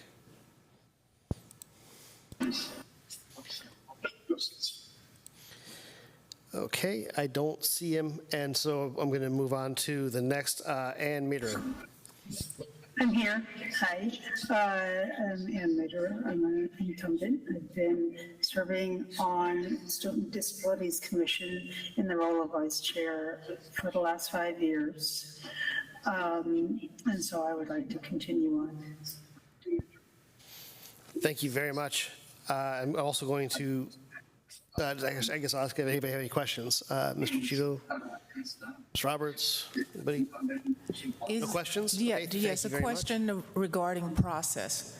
Is there a requirement for the applicant to be present? There's no requirement. Okay, thank you. Okay, and then Christiana, I always get nervous pronouncing names that are not familiar to me. I apologize. Christiana Odunze is how I'm going to pronounce that, and you can tell me if I'm wrong, and I apologize. No, you're not. You did good. Christiana Odunze, and I'm here. It's very good to meet you. And so you are also an incumbent. Can you just tell us about yourself and your interest in serving? Oh, my name is Christiana Odunze. I'm currently a member of the Disability Commission. I am a nurse practitioner, and I enjoy advocating for adults with disability. Currently work with Brockton Area Multi Services, and I've enjoyed working with Charlotte and Anne and Michael. Thank you very much. Okay, so I will entertain nominations. We have, as I mentioned, the nominations have to be for either the 2-year term or the 3-year term. Mr. Chairman? Yes, sir. I nominate Ann Maderer for a 3-year term and Christine Odunzi for a 3-year term and Forrest Lindwall for a 2-year term, the one vacancy, 2-year. Thank you. Second.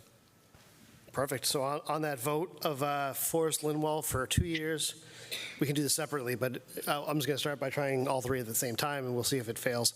But Forrest Lindwall for two years, Ann Maderer for 3 years, and Christiana Odunze for 3 years. On that motion, all in favor? Aye. Aye. Any opposed?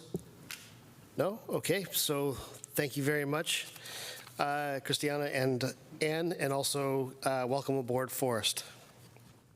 Thank you. Thank you so much. So the Community Preservation Committee has a 1-year vacancy for 3-year term. It's Michael Barrett. He did reach out to me ahead of time to let me know that he's not going to be available to, he's out of town and he's not going to be available to join us tonight. Second. But he was nominated, perfect, and seconded. I think his reputation speaks for itself. So on the vote of appointing Michael Barrett to 1-year vacancy, all in favor? Aye. All opposed? Okay. That's a 1-year vacancy. It's a 1 vacancy for 3 years. Right. Yeah, that 1 vacancy. For Constable, we have Nicholas Joseph. Is he online or? It's right here. Second. Was that? There was a motion on the floor, and I seconded. What was the motion? For Nicholas. I'm sorry. Nicholas? To appoint Nicholas as Constable? Yes. Okay. I think I'm just going to take a second just to meet him. How's it going, Nicholas? Could you just introduce yourself? My name is Nicholas Joseph. I'm a resident of Stoughton. Pull that closer to you. Thank you. Have you been a constable before? Tell us about how you get your introduction into doing this. Well, I started with a company that was doing it out of Boston, and he does it for probate, Suffolk County. He does get work out here, but he doesn't do it because there's no one out here to do it, and that's why I went for the be appointed. Thank you very much. Does anybody have any questions? Mr. McCrisky. Mr. Chair, through you, I'm not sure who can answer this. I didn't see in here a letter that implies that the person XYZ would use your services. They didn't ask for the letter from them. They just asked for the address and their I don't phone know number. if our application changed. Okay. Last time we went through this, we had, if you remember a few years back, we held one up for quite a while because we didn't have a letter that stated that somebody would utilize the service, as a part of a firm. So I personally, and I think, I believe everybody on the board now remembers a couple years back where we had this, and there was a gentleman that didn't have a letter, and we did have that conversation of issuing constable badges is not something you take lightly, and we want to make sure that if somebody becomes a constable, that they are affiliated with somebody that's going to use their service. Now, me personally, I wouldn't have a problem at all. I did read the application, and there's a name over there that just jumps out at me, a very, very well-respected member of our community who signed on his Attorney Crimmins. So with that, I would have no problem voting it contingent on receiving the letter. That the appointment letter wouldn't come until we get a letter from whoever's going to use your services. Gilda, through you, Mr. Chairman. Mr. Chairman. Through the town manager to Gilda, we do have those applications, am I correct? We do have those applications. We didn't receive a letter from anybody that, in that manner here, okay? So, all right, when we're ready for a motion, Mr. Chairman, I'll be ready to make one.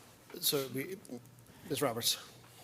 A point of clarification, so I'm looking at the application, and it only says name, address, and phone number of all persons employing you as constable. So I didn't see anything about a letter, so maybe I'm missing something. Can you point that out to me, Mr. McCrisky? We had letters. It was basically like you see reference letters in this packet on this application.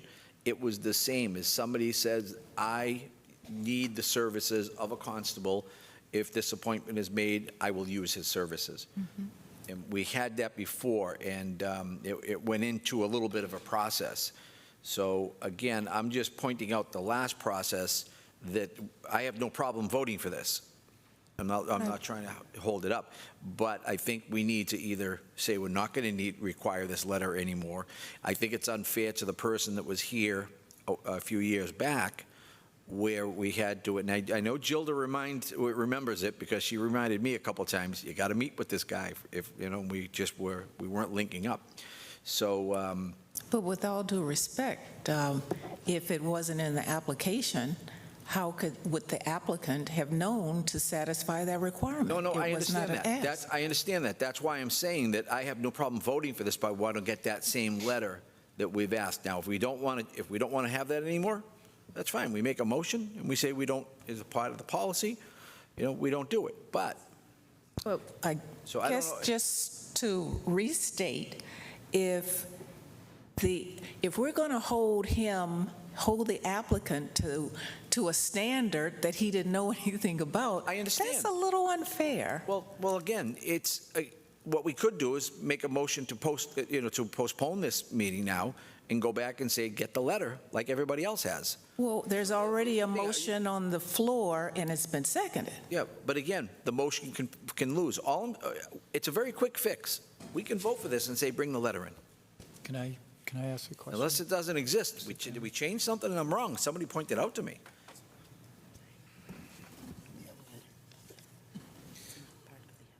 Okay, yeah. Yeah, so I just did get a note that this requirement is not, on the website, it's not listed as a requirement for this application. And it's not on the website? It's not on our website. Okay, it's not in our policy or in our application packet in any form? It doesn't seem to be, no. Okay, so we must have just stopped doing it. Okay, that's what I'm looking for. Give me a reason, and that's fine. That's what I was all going I'm to saying, ask, because the Mr. last Chairman. time we went through it, it was contentious at one point. So I just want to make sure that everybody's going through the same process. If we've stopped one part of it, fine, I'm good. Yeah. Mr. Chairman? Yes, sir.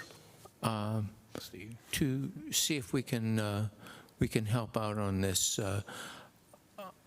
it's apparently not an apparent requirement at the present time.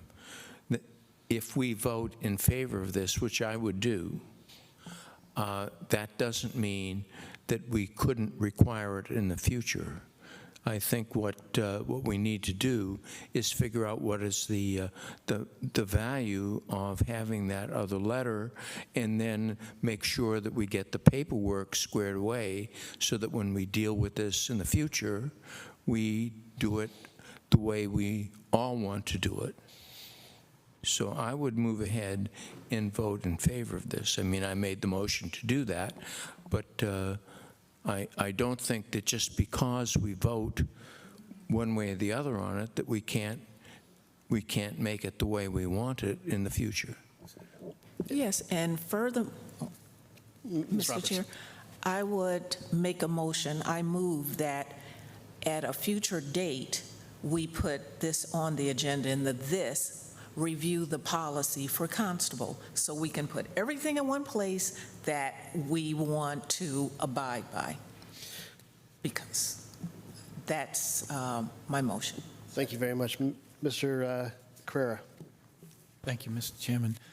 I think the letter, I don't know if the process has been changed or something was streamlined to make the licensing easier or whatever, but I think because we were licensing the constables in our town, we had to show that somebody in town, which he's got two names, and one of, Crimmins, maybe that's what constitutes it, Joe, now, is the names, but we always did get letters, and it had to come from a firm, had to be an attorney's firm, because we had problems, and it came back to us, and it was a legal problem where somebody had gone out of town, out of county, and was handling stuff. So I think that's why you needed the designated piece of paper at that time to say that if you're getting a constable license through Stoughton, you got to do work in Stoughton, and that allows you to go the rest of the county, I guess. So something must have been changed, but that's all right. But I agree with Deborah and Lou that we'll just move forward with it, and if it needs to change later, it will. Mr. Chairman, we can look up older applications, expired applications, and see what letter is included in that, and get back to the board on what was done, and then you can make a policy decision on whether you want to continue to do it or not. Perfect. Yeah, so I'm just going to weigh in very quickly. I understand the importance of this. In the past, people have sort of been shopping around for badges, and we try to restrict those.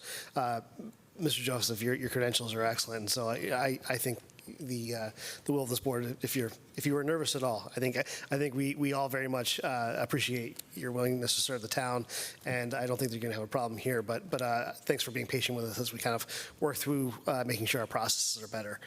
I agree with everything people have said. I'm going to move through two votes. The first one is the initial vote on motion on the table to appoint Nicholas Joseph to constable for a 3-year term, and that was made by, I believe, Mr. Gito and seconded by Ms. Roberts.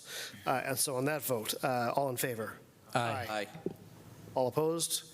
No? Okay, so thank you very much. There was a second vote on the table, which is a motion to review our policy with regard to appointing constables. And that was made by Ms. Roberts. Is there a second? Second. Second by Mr. Gito earlier. And so all in favor of reviewing our policy, say aye. Aye. Any opposed? Okay, so we'll work on our policy, but thank you very much for all that you've done to get the paperwork that we needed when they were requested. Thank you. Congratulations. Thank you. Congratulations. Welcome aboard.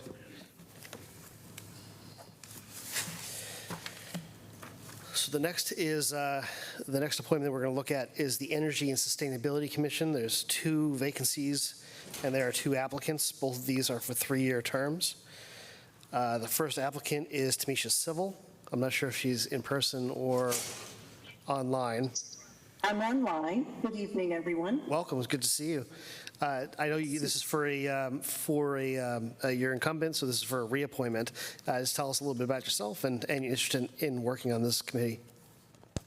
My name is Tamisha Civil, longtime Stoughton resident. I'm also a town meeting member, and I want to continue I want to be reappointed as a member or a board member of Stoughton Sustainable Energy so that I can continue to educate our community about our climate and to spread awareness. Thank you very much. Does anybody have any questions for Ms. Civil? No questions? Thank you very much, and we're going to meet our next applicant, also incumbent, and she's here in person, Ms. Molly Cochran. It's great to see you again. Good evening, everybody. Good evening. So if I know you are also incumbent and have done this before, could you just talk to us about your interest in renewing? Yes, I'm very anxious to renew my membership with the Energy and Sustainability Committee. It is a wonderful committee chaired by Nathan Cleveland, who has been chair for many years. The committee stems back to 2009. I was very happy to join it 3 years ago.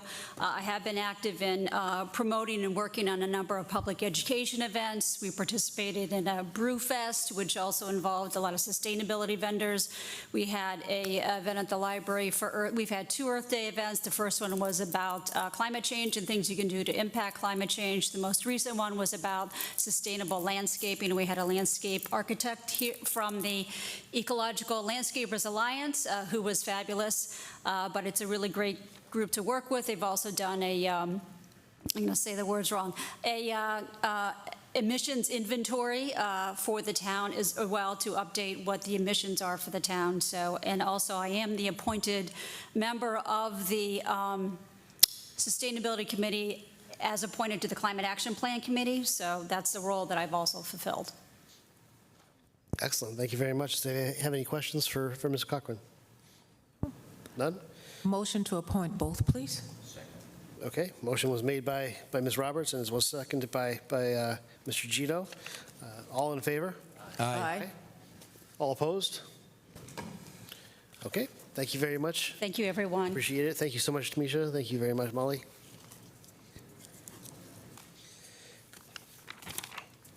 So the next role we're going to look at is the Metropolitan Area Planning Committee, Council. I think you mentioned that you wanted to make a comment, Ms. Roberts. Yes, please. I see Mr. Zoll is in the audience. Remotely. So the Metropolitan Area Planning Council, there's one vacancy. And I'm the lead person on that committee, and my term expires in October of 2025. Pamela McCarthy is the alternate, and it's her position that is expiring in 2024. And she expressed an interest to be reappointed. They're having virtual meetings as well. And then with further, Mr. Zoll sent us an email that said he was retracting his interest, but I'll let Mr. Zoll speak for himself. Yes. I had indicated in emails that if members of the select board or the relevant staff and planning and economic development were interested in continuing to serve, I would certainly withdraw my, I had served about 30 years ago when the interest, the concern in Stoughton was about the sludge plant, and there was some interesting projects dealing with geographic siting, which is also relevant to that. But an interlocal council for the sub-district was just starting. But as I said, I certainly yield to both you and to Ms. McCarthy for those positions. Okay, so you are withdrawing your application, Mr. Zoll? Yeah. Yes, thank you. Thank you very much, and I appreciate you applying for it. So we'll strike you out of here. And this right now is now an open seat, and nobody's applied for it. This sounds like Pam McCarthy was interested in renewing it. Yes. We can. We're going to do the other appointment on for the planning board next meeting. And if we do that, we kind of avoid any sort of open meeting law problems by not having her name on the agenda. So I thought there's no rush for this one, but we will table that for our next meeting, and we will get her name on this agenda in order to appoint her. And I thank you very much, Mr. Zoll. The next appointments that are open are that have as many applicants as there are vacancies is Stoughton Media Access Corporation, 2 vacancies, 2-year terms. And the incumbents, Stephen Bates and Bob Mullen, have applied, and we'll take one at a time. So Stephen Bates, if you don't mind joining us, telling us just about your interest in being reappointed. Good evening. How are y'all doing? Good to see you again. I'm the existing treasurer. I've been an original member and just interested in staying on. We're making some good progress now. That's about it. Thank you very much. I appreciate it. Does anybody have any questions? Nope. Okay. I thank you. Thank you again. Thank you, guys. And Mr. Bob Mullen.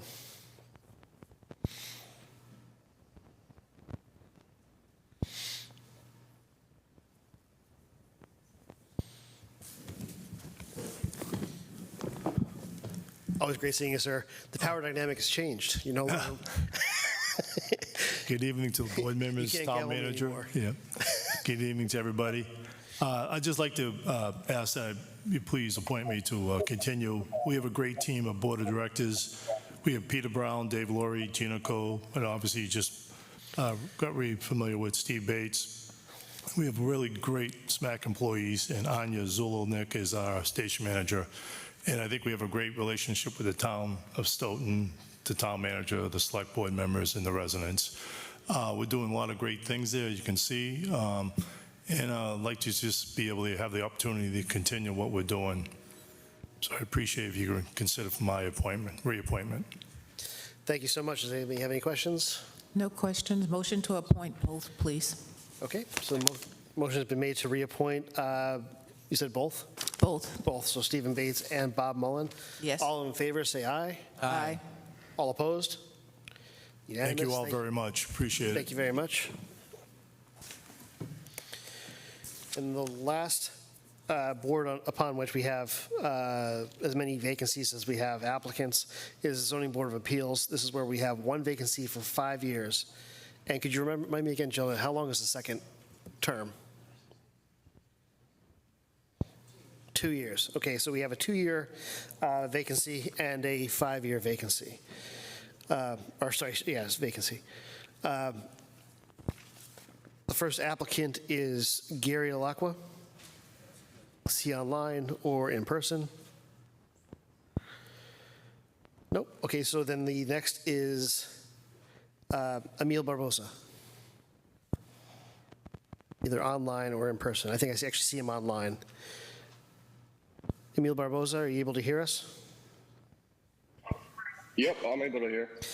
So I know you've applied for more than one position. I did want to see if you want to continue on with this application and applying for the Zoning Board of Appeals. I mean, I would like to. I thought we were going to have the other vote tonight as well. I'd like to see how that plays out, to be honest, before committing to this one. Can I? Yeah, no problem. So if you'd like to hold off on that, then that is fine. And so we'll continue to have that vacancy, and we can just, if you, I guess you'll probably have to send an application in for that. Put it off to the next meeting then. What? Put it off to the next meeting, like if he's. Yeah, the whole Zoning Board of Appeals. We could just also table that, right? Okay, so we're going to table, because there's only 2 applicants and 2 people, we're going to table Zoning Board of Appeals application until our next meeting as well. Okay. Mr. Chairman, may I ask? Go ahead, Mr. Cheeto. Why is that? That's what I was going to ask. In my view, we have sort of a combination of issues here. One is that Emil has applied for the planning board, which we're not going to be seeing tonight because we're missing one application in our package. And so he would like to be considered for the planning board first. Now, that's not his choice necessarily, but there are 2 seats open in the Zoning Board of Appeals, and there's 2 people. But the only one that's advertised is a 5-year term, which Gary, who has said he doesn't want. He said he wants the 2-year term. And so we can appoint him to a 2-year term. Who wants a 2-year term? Gary Alacqua has expressed an interest in the 2-year term. Oh, I didn't know that. Yeah, and so we can appoint him now to the 5-year term, which he doesn't want, and then see how things play out elsewhere, or we can just table this whole thing. Why don't we appoint him to a 5-year term, and he can resign at the end of 2 years, and we haven't lost anything. We're just moving right ahead, and the other person can put his time off for later. I think if we're picking this up again, if we're going to discuss this anyway, I don't see a problem with just bringing it up again. That's why I said table it, Lou, so that we can nail it down. But that's what I wanted to do, was give him the 5. If he wants to walk in 2, let him. Yeah, so right now I'm going to table this. We'll bring this back up. I want to keep this simple and not overcomplicate it. And we'll vote on it at our July 3rd meeting. Okay, so now we have a number of applicants we have a couple of contested seats where we have more applicants than we have people, and we also have a couple of vacancies where there's fewer vacancies. Sorry, there's fewer applicants than there are people. We're going to go with the contested ones first, and my hope is that if there are people who don't get these positions, who are still interested in applying to others, that they will consider some of the vacancies that we have at that time. And even though you have not put an application in for them, we will definitely consider and vote on that tonight and reaffirm it in a future meeting. So if you don't get one of these roles and you still want to serve on one of the future boards committees that I mentioned, then we'll consider your application as well after we consider the people whose applications were received on time. So the first one is the Council on Aging. We have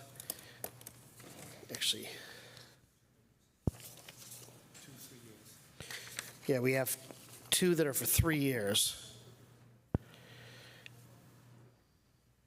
see, this is the Council on Aging. I want to make sure I understand. Okay, so good.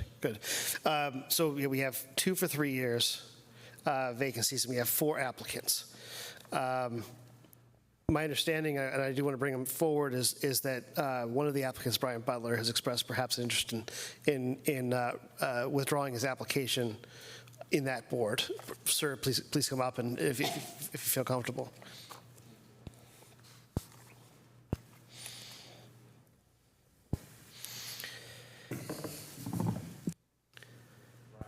Just hit the button in the middle.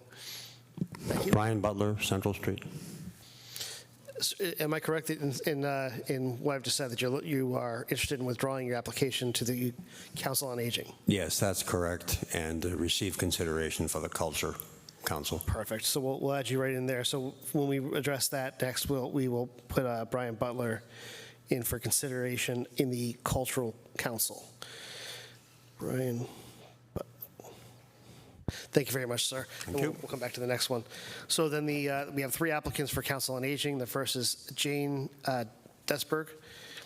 And if I mispronounced your name, I apologize. Are you online or here in person? Oh, it's good to see you.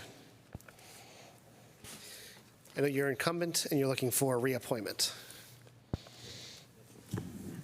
Do I have to? We bring that a little closer and just have to hit the button to have it turn green. Yeah, thank you. I'm glad to be here tonight. I am looking to be reappointed. Presently, I serve as chair of the Council on Aging, and I feel that my work experience, I'm retired now, and just life experience does add value to the Council on Aging board. Thank you very much. Does anybody have any questions from the board? No questions? Thank you very much, and thank you for your service to the town. Thank you. The next up. On the Council on Aging, Jim knows for a fact that Boyd passed away, so we have 1 more 2-year term. Oh, okay. Got it. Yeah, we'll put that out there. Apologies. The next is Joseph Taylor. Come join us, sir.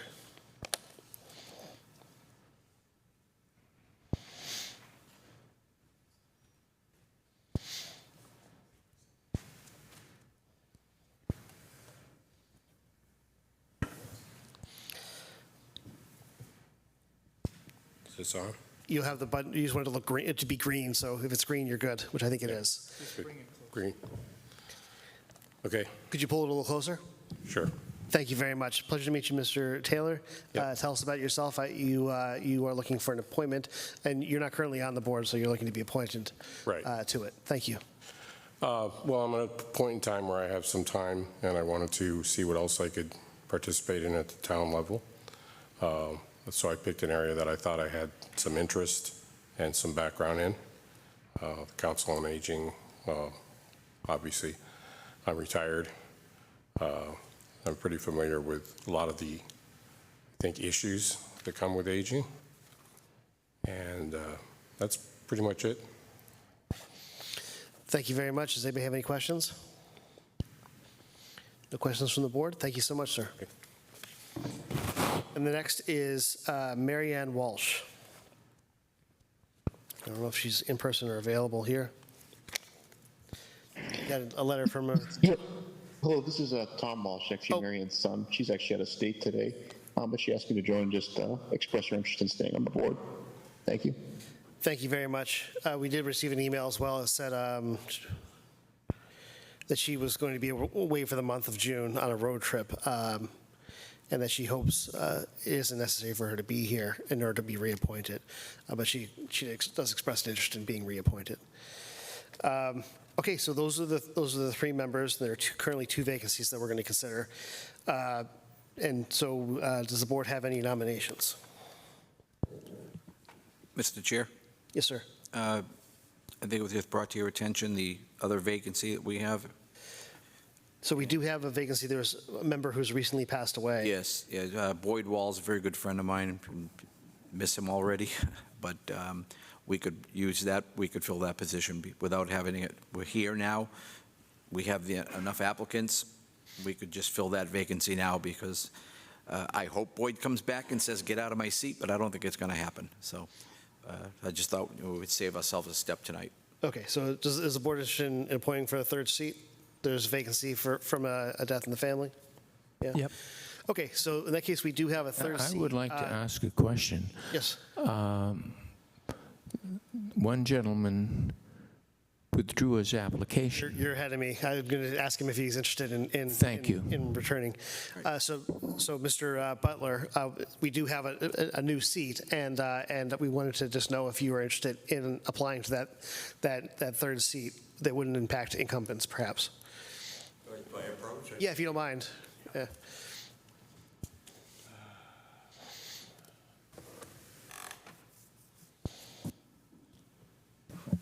Yes, I will enter that consideration for the third seat. Excellent. So we will reintroduce your application, and if you don't mind just telling us about yourself and you're interested in serving the council. Okay, sure. I'm an active member at the Council on Aging, been taking part in a variety of programming. Just yesterday, for example, we had a trip to Castle Island Beach, which is enjoyable. I have usually 2 or 3 lunches a week at the Council on Aging. I have prior board experience, although it was at the Wilmington, Delaware YMCA. And I'm also an elected Precinct 2 rep for the town meeting. Thank you very much. Does anybody have any questions? No questions? No. I have actually a very quick question for Gilda. You have it in front of you, but that is a 2-year term, correct? So I think it expired in 2026. Yes. Okay, so we have 2 3-year terms and 1 2-year term. And I thank you very much for letting us meet you and tell us a little about yourself. Okay. Thank you so much. So then we have 3 nominations altogether. We have, as I mentioned, 2 vacancies for 3-year terms and 1 vacancy for a 2-year term. Any interest in making a nomination, anyone? Yes, I nominate Brian Butler for the 2-year term. Second. Okay, it's made second. And for the 2 3-year terms, do we have any nominations? Mr. Chairman? Yeah. I nominate Jane Desberg for one of the 3 years and Mary Ann Walsh for the other 3-year. Okay. Any other nominations? Okay. So the nominations are for Brian Butler for a 2-year term, Jane Desberg for a 3-year term, and Mary Ann Walsh for a 3-year term. All in favor? Aye. Aye. All opposed? Okay. Thank you very much. Welcome aboard. And Mr. Taylor, if you're interested in some of the other positions coming up, we would really very much appreciate your volunteering. I'll leave that up to you, though. I appreciate it. And my apologies. As I always tell people, this is the worst part, is having to people who are willing to volunteer time for the town, saying no to them. So I apologize. But the next is the library trustees. We have 2 vacancies for 3-year terms. And we have 3 people applying for it. 2 are incumbents. The first is Harvey Levinson. And we'll start with that. Yes, I think you all know me. Okay. I've been a Stoughton resident for the last 55 years. For the last 40-plus years, I've been on the Library Board of Trustees, most of that time as the chairman of the trustees. I was active as a member of the building committee, which built the new library, which is state-of-the-art. And I'd like to continue for another 3 years on that board to maintain its consistency and its value to the town. Thank you very much for your service to the town. I know it's been you've been very influential for a long time within many major changes to the libraries in our town. So I appreciate it. And does anybody on the board have any questions? No. Thank you very much, and thank you, Mr. Levinson. The next is Margaret Swisnick? Suick, that's correct. I'm sorry. I know this. I'm sorry. I apologize. Can you tell I'm enthusiastic? I sit down before I'm asked to sit down. Startled me a little bit. But I am extremely proud of the library in Stoughton, and I was honored to replace Helen Hansen, believe it or not, who was my teacher for many years.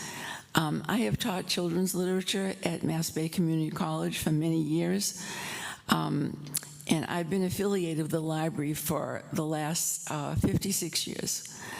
So I love what we do in terms of the library making policies that help the town to grow and appreciate.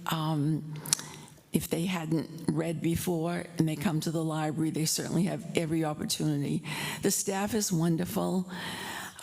We have so many wonderful children's programs, adult programs, and I'd like to be part of continuing to grow that. One good example is this year, when we have read across, read for the town, it's usually just the adults. But this year we included young children, and we read the book, The Soul of an Octopus, and everybody in town was involved.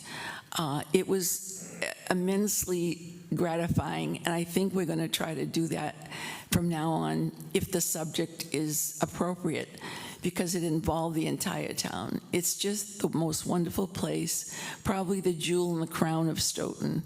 So I would like to continue with my work if that's possible. I could say a lot more, but it's late. thank you very much. Does anybody on the board have any questions? No, thank you very much. I appreciate it. We have one more applicant. Thank you so much. And this is Martin West.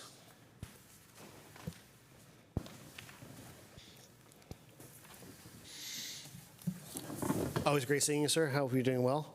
Great. I'm Martin West from 2320 Central Street. I've been always very interested in the library. For 10 years, I was a volunteer adult literacy tutor. I talk up the library among my neighbors. I brought a neighbor to meet the author of the Octopus book, and I couldn't believe most of my neighbors have never been in the library. Surprised, because I'm on the outskirts of town, so it's a long trip.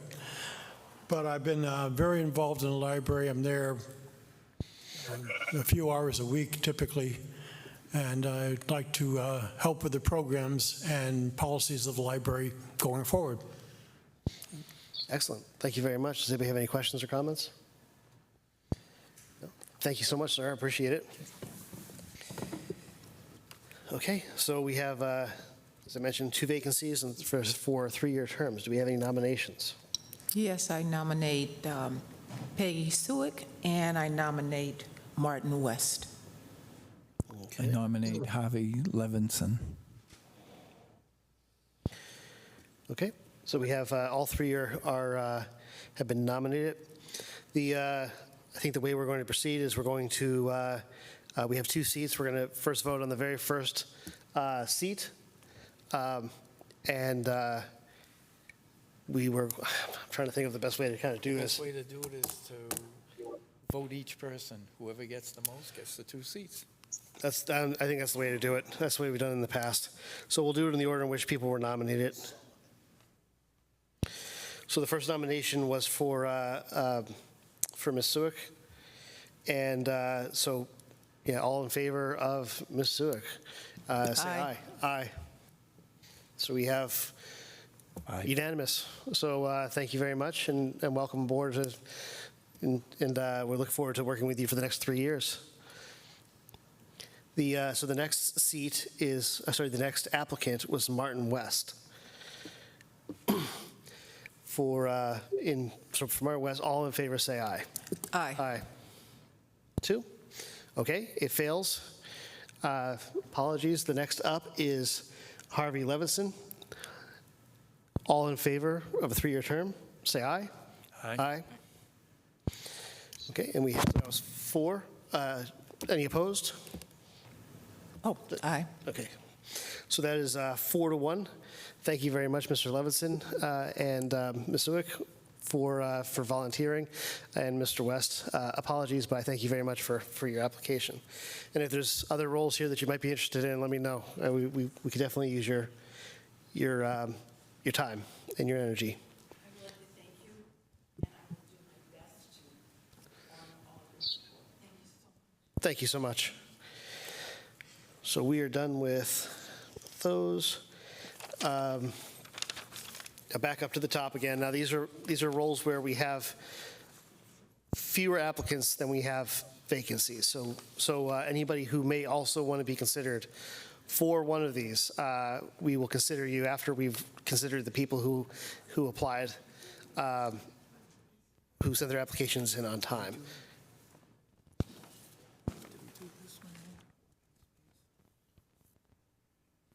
And 4 vacancies for 3 years. Yeah. So the first one is Open Space Committee. We have 1 vacancy for 2 years, and we have 4 vacancies for 3 years. The members who are incumbents who have sent their applications in are Juan Fox and John Perry. If we can meet up with Mr. Fox first.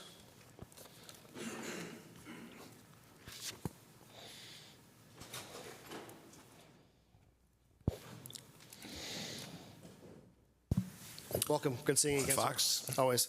Tell us about yourself, the time that you spent on the Open Space Committee, and what you're interested in, what interests you in continuing on. What interests me is the retaining the semi-rural status of the town. It can be done by providing open space in and around the neighborhoods that for entertainment, for people to walk, take and kids to play in. And it's important to me because we're a bedroom community, and it's we need to retain our rural nature. And my time in the Open Space Committee, I'm a reliable vote for open space because that's a big thing with me. Also in putting trails into the properties that we have. And I was involved with one of those, and I don't want to bore you with the details of that, but I'm very proud of it. And I'm hoping that I can spend some more time on the Open Space Committee. Thank you very much. Does anybody have any questions? None? Thank you so much. I really appreciate it, Mr. Fox. And next is John Perry.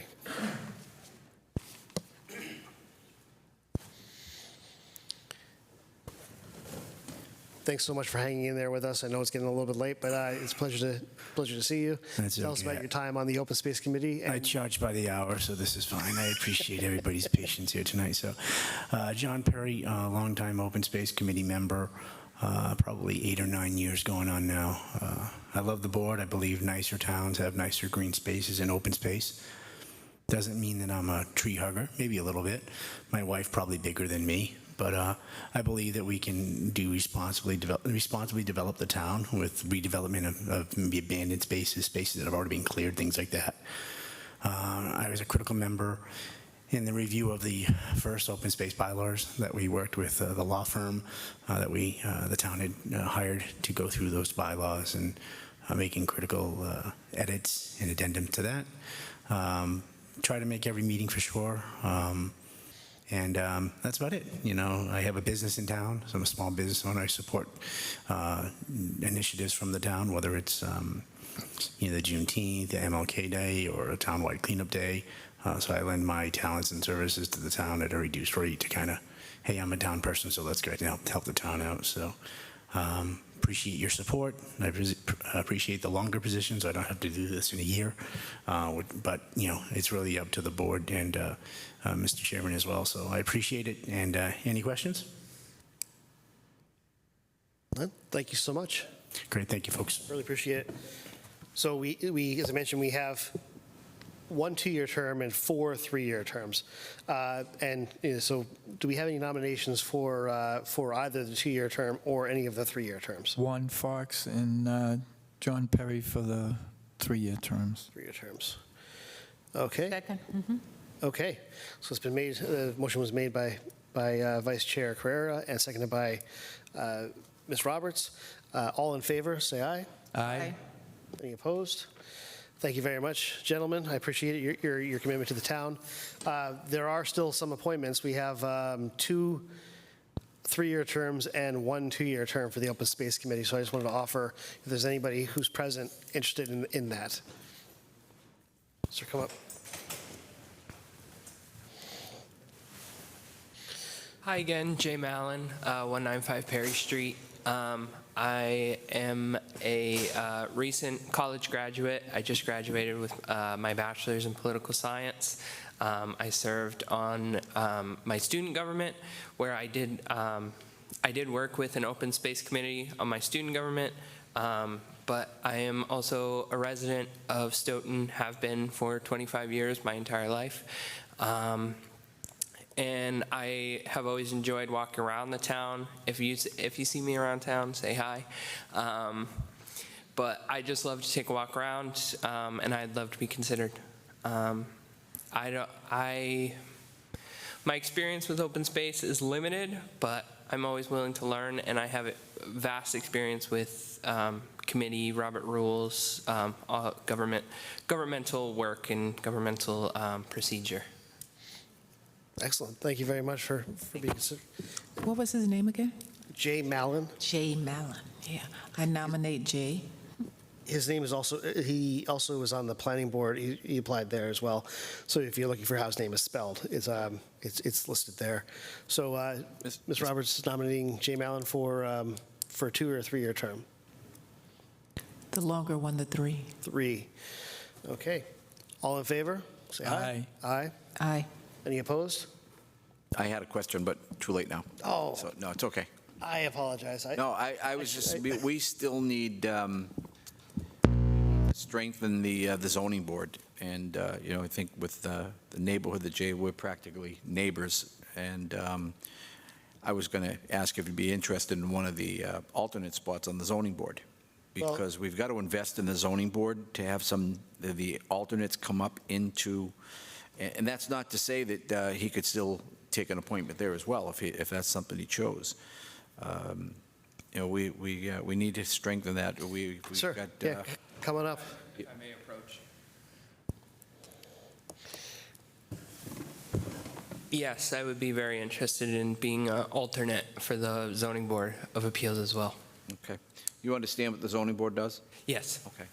Okay, so that's a board we need to strengthen. They've struggled with alternates, and it's basically an on-deck type of position, but you'll be called in more, on cases because of the makeup of the board. But I don't know if you would prefer one over the other, or if you're. We can put you on 2 if you want to jump right in up to get you ready to run for select board in a couple of years. Yeah, I'm ready and eager. I would love to be considered for both. I'll tell you something, Jay. The zoning board alternate, I served there for 5 years. You'll end up sitting on more cases than you think, and you'll learn a lot. That's a strong, strong place. It's got statutory powers and town powers. So it's a good place to learn. Yeah, and I spoke with the chair earlier today, and he also suggested I do the zoning board alternates, and I understand that my expertise from my schooling would probably work very well there too. Okay. What number Perry Street? 195. So you're after Winter Street and before Myrtle Street, right? Right in that area? Before Myrtle, I'm right towards the end, right by Drake Street and. Oh, that's way down. Okay, yeah. I was misreading the numbers then. Okay. Well, Nominate Jay.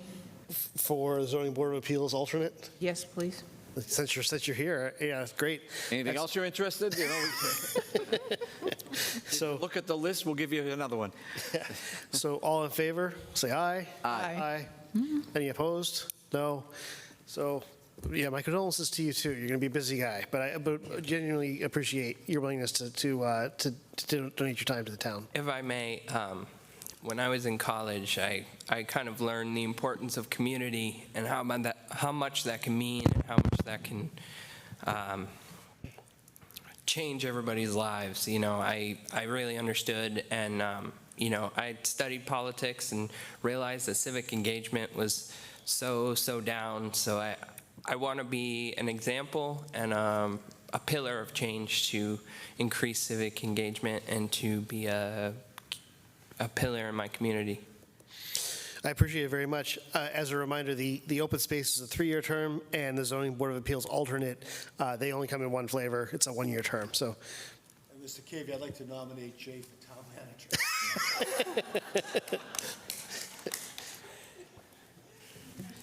Thank you so much, sir. All right, I will. Thank you. Mr. Chair, before we close appointments, and I apologize to the gentleman sitting in the hall that was up Yeah, we earlier. saw I lapsed on your name, sir. I'm sorry. I was wondering if there's anything that he would be interested in. We still have a couple more we have to do. Okay, I'm sorry. Yeah, okay. Yeah, so there's no other applicants for the open space committee, so that one's closed. Yeah. So the next is the Stoughton Equal Opportunity Committee, 3 vacancies for a 3-year term, and we have 1 incumbent and 1 person who's applied to join us, and then we also have therefore 1 additional seat that would also be vacant. So the I don't know if Tamisha Silva is still on. She is. She's still online.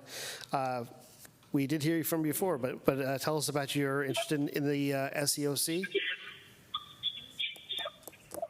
Thank you again, Steve Cavey. Thank you. And I would like to be reappointed into this board because I love working with my peers. We bring great ideas. I'm also, I also work in Stoughton with a wide population within our community in Stoughton as an associate probation officer. So I would like to continue to be on this board so that I can not only work with my team members, but also be an advocate for everyone within the community. Thank you very much. I will continue to say, does anybody have any questions from the board? Nope. Thank you so much, Tamisha. I really appreciate it. And then Christiana, you're up again, so it's good seeing you again. Are you able to hear us? Yes, I hear you. I can hear you. Will you just share with us your interest in joining the Stoughton Equal Opportunity Committee? Yes. So I think it's still in line with what I currently do. I think, again, it's all about advocacy for me and equal equity. And, you know, this is in line with the Stoughton, the Commission on Disabilities just advocating. And I do enjoy the diversity of Stoughton and working with my peers, just like Tamisha said. So I would love to be on that board. Thank you very much. So we'll start with the current positions. Three vacancies, 3-year terms. Are there any nominations? I nominate Tamisha and Christiana for the Stoughton Equal Opportunity Committee, please. Thank you very much. All in favor, say aye. Aye. Any opposed? None opposed. Is there anybody else who would be interested in joining the Stoughton Equal Opportunity Committee as well? Okay, so we still have 1 more vacancy, but we'll fill that at another time. And thank you very much, Tamisha. She's just left, and Christiana, thank you so much. I did overlook when I apologize for keeping people waiting. This is the Cultural Council 5-year vacancy. So there's 5 vacancies for 1 year and 1 vacancy for 3 years. We have 1 applicant is Diane Shemtov, which I might have mispronounced, and I apologize if I have. I got it right? It happens every now and then. Pleasure to meet you. So this is, you're not in this case, so yeah, the green light, that's what you're looking for. So you're not an incumbent. Tell us about your interest in joining the Cultural Council. Okay, so I'm Diane Shemtov. I live at 216 Greenbrook Drive, and I've been a Stoughton resident for 6 years. I've been retired for almost 2 now, and I'm very interested in getting involved in the community. My professional work was for 32 years with a private nonprofit community organization that I ran events, we dealt with funding, regulating events, coordinating events in the community, and so I'm very interested, and I think that community events are critical for any community. It helps bring people together and really creates inclusion and a positive community sense. So I think it would be fun, honestly. Thank you very much. I really appreciate it. Do we have any questions from the board? None? Thank you again. Thank you. The next applicant is Teresa Tapper. Thank you. This is once again for Cultural Council. I know you are not listed as an incumbent, but I know you've been on this committee before, if I'm not mistaken. So tell us about your interest in rejoining the Cultural Council. I just really believe in, well, I'm also a town rep. I've been on the committee before. I've been a chair more than once on the committee. I really believe in supporting, making sure that the town is like culturally aware, and I always get really nervous talking on. You get nervous? Anyway, so I really strongly want to have this committee be vibrant, and I really support having arts and culture. I'm also a member of the Stoughton Diversity and Inclusion Committee, so I believe in multicultural experiences.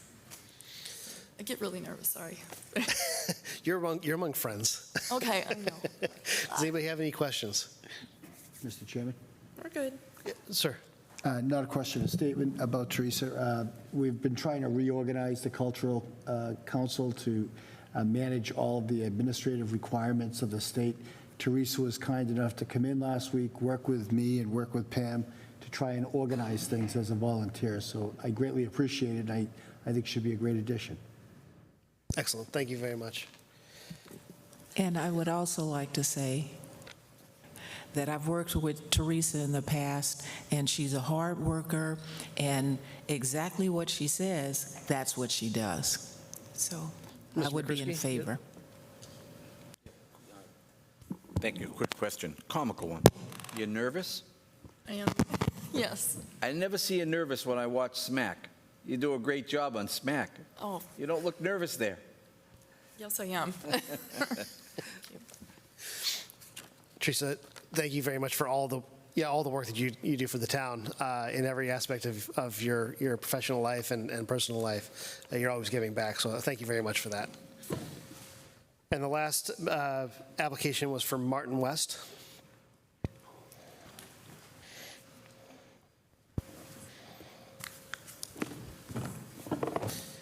I'm still Martin West. I'm still from 2320 Central Street.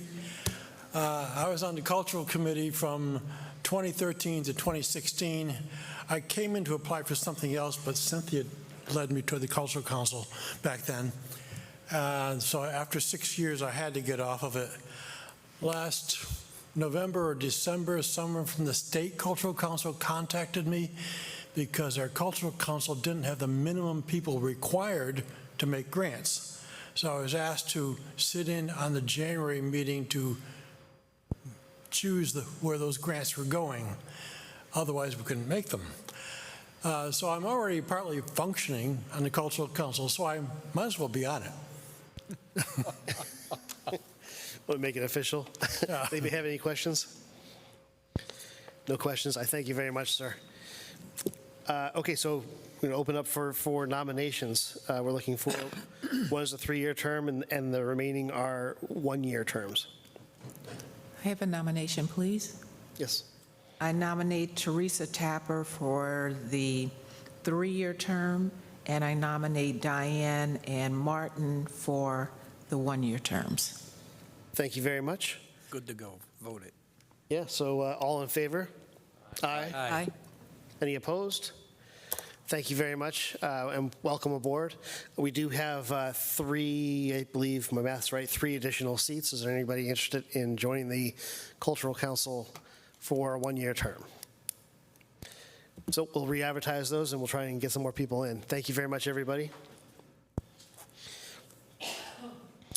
And I think we might have one more, but I just want to make sure I've got this all.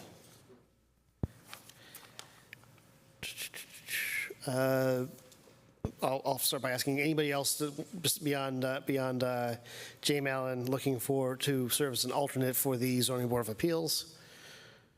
No? Okay, so that one's closed. So the very last one is the Brockton Area Transit. This is one vacancy for a 3-year term, and we received no applicants. Mr. Chair? Is anybody interested? What was that? We tabled the planning board at like the very beginning of the meeting. Stan Zoll sent something in. For the Brockton, No, he was on that and didn't reapply for it. I thought he did. I thought there was a email that he sent in saying that he might want to do that. I might have missed it. We can always just table this until our next meeting. Mr. Chair? Yeah. That Brockton Area Transit is a board member or a designee if no board member wanted to do that. If the position is left open, I'd ask that you put it back on the agenda, and I'd be willing to take that on. I've been on it several years in the past, but when people have wanted to step up and do something, I have no problem stepping down and keeping members of the community active. So if that is going to be vacant, with some of the things that are going on for transportation regionally, I think it would be good to have a board member on that, in that position. So if it's open, I would be willing to step up to that role. Okay, so we will see if we can get an application to see if anybody's interested in doing it in the next week or two. I'll reach out to Mr. Zoll, see if what he sent us constitutes an application for it, and if not, then we'll add it on as a board appointment. Was it advertised? It was advertised, yeah. I see. No, you don't need an application. He's a city member. Correct. I mean, is there a nomination? Yep. Joe, I'm going to nominate you because you're a sitting member of the board and you have that right. You don't have to have a formal application. Right. Nobody put in, so I nominate you. I would accept it. I think in the past, I don't know why, but we've posted it on the next agenda. I don't know why we're doing that. We could do that tonight, but no problem. But I would want to make sure that there was nobody that applied for it. If there was any disruption, or I think thought- if somebody applied, the name would be here. That's what I mean. Yeah, exactly. So, all right. So if nobody applied, I would take it. Yeah, nobody applied. Right. Okay. Yep, so there were no applications. So, and there's a nomination. All in favor, say aye. Aye. Aye. Any opposed?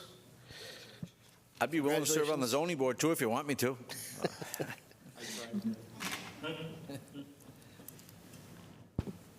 Excuse me, Mr. Chairman. There are two people in the audience that haven't spoken yet. I wonder if we've overlooked them for any reason. In the first row? That's Nothing? Cynthia's nephew. Oh, Cynthia's nephew, he's a guest, okay. And then the And Paul is aware that Bevan Board was put off to the third. Okay, great. Okay. Thank you. So I just want to go through this and make sure that we've, yeah, he's here for the fun of it. So briefly, I'm just going to go through it. We've nominated it to the Board of Assessors. We've nominated it to the Brockton Area Transit. We've nominated it to the Commission on Disabilities, all 3 seats. Community Preservation Committee was Michael Barrett, so it was 1. We've nominated and voted on 1 constable. Council on Aging, I think, let's see what we're left with. Nope, all seats are filled. Cultural Council has 3 additional seats that are still vacant. Energy and Sustainability has all the seats been filled. Library Trustees, all seats have been filled. Metropolitan Area Planning Council is tabled until next week. Open Space Committee has 1 2-year term and 1 3-year term. Still vacant. Planning Board has been tabled until next week. Stoughton Equal Opportunity Committee has 1 vacancy for 3 years. Stoughton Media Access, we filled the vacant seats. Zoning Board of Appeals is tabled until next week, and the Zoning Board of Appeals alternate has 4 remaining vacancies. But we've covered all of them for tonight.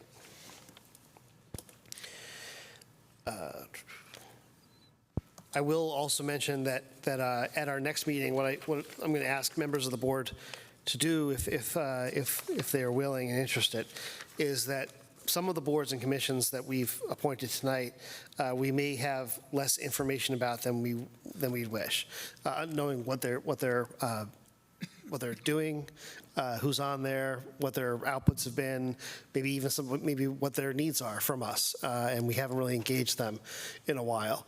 And so I asked members of the board if there's any commissions that we are appointing to that they wanted to examine a little bit better what the commissions are doing, what the committees are doing, and if we want to better understand their contributions to the town, let me know. We'll get them on an agenda, and we'll be able to bring them in and ask them a little bit about what they're doing.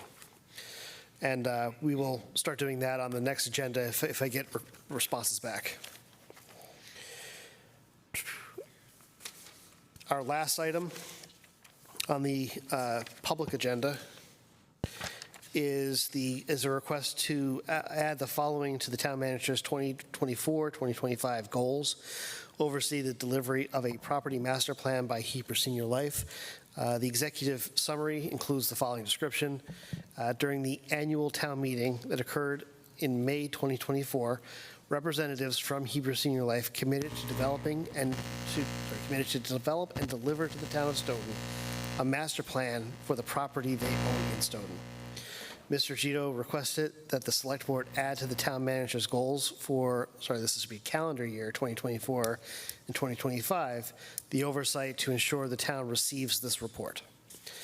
And so I'm going to turn it over to Mr. Gito to further make this request. Thank you. The Hebrew Senior Life owns 50 acres in that immediate area, some of which is wet and some of which is not wet. And at the town meeting, I asked if they would be willing to put together a master plan for that entire property, with the idea that the town should have some sense of what the property owner is interested in doing, and perhaps work out a plan that that helps them and helps the town as well. Some of the wetlands areas could be altered if the applicant were go to the state to have them apply the state wetlands rules rather than the towns, and perhaps develop walking trails and other things in the area that may in fact have a beautiful development at the end of the process that may not be able to be done if it's done piecemeal. We may also have better control over the percentage of affordable housing and regular housing in that development. And it all really is dependent on whether or not the town and the property owner can work together to create that. It's a very large piece of property, and it's a very visible piece of property, and it seems to make sense to have the town and the property owner work together to get something that works best for both the town and the property owner. And that was the reason that I asked the question at town meeting, because I thought it was important to do. The project that's before the the zoning board of appeals now is only about 5 acres. Now, maybe only half of that property can be developed, but there would be another 20 acres that could be developed there. I mean, I don't know what the exact numbers are, but why not? Why not work together and make something that the town can be proud of, and the property owners can be proud of? So that's the reason for putting it on the agenda. Thank you. We either, I mean, I'll leave this up to the board. Either we can make a motion and discuss it if there's a motion in a second, or if there's any comments that people want to make, we can bring them up now. Mr. McCrisky.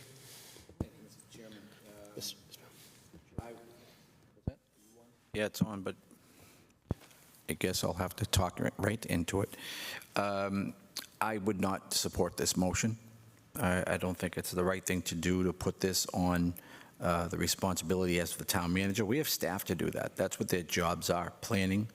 We have a town planner, we have the planning board, we have the zoning board, we have the Board of Health. You know, we have all these committees. That's their job to do. And to say that we're going to put this on, you know, and put it as a goal of the town manager, I mean, to me, that's the same thing as saying that the town manager should, you know, get a school built.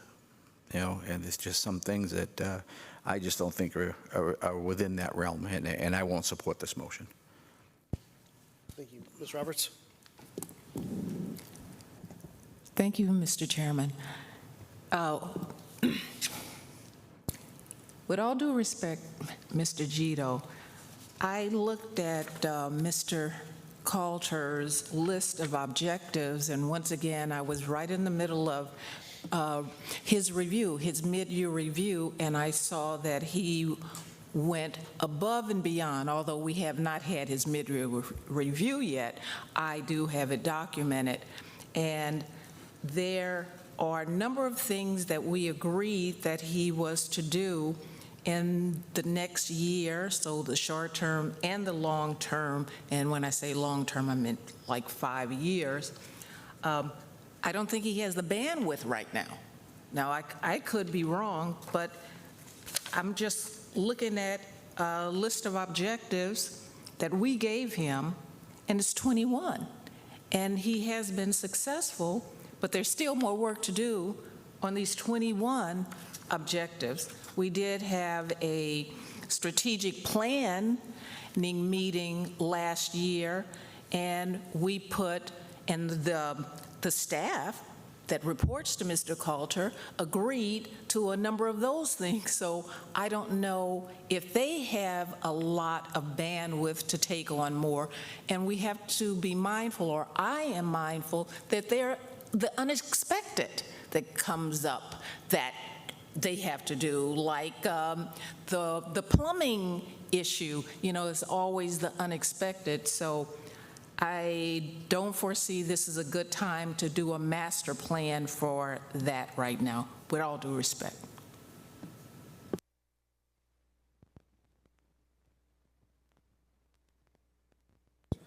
Mr. Carrera, thank you.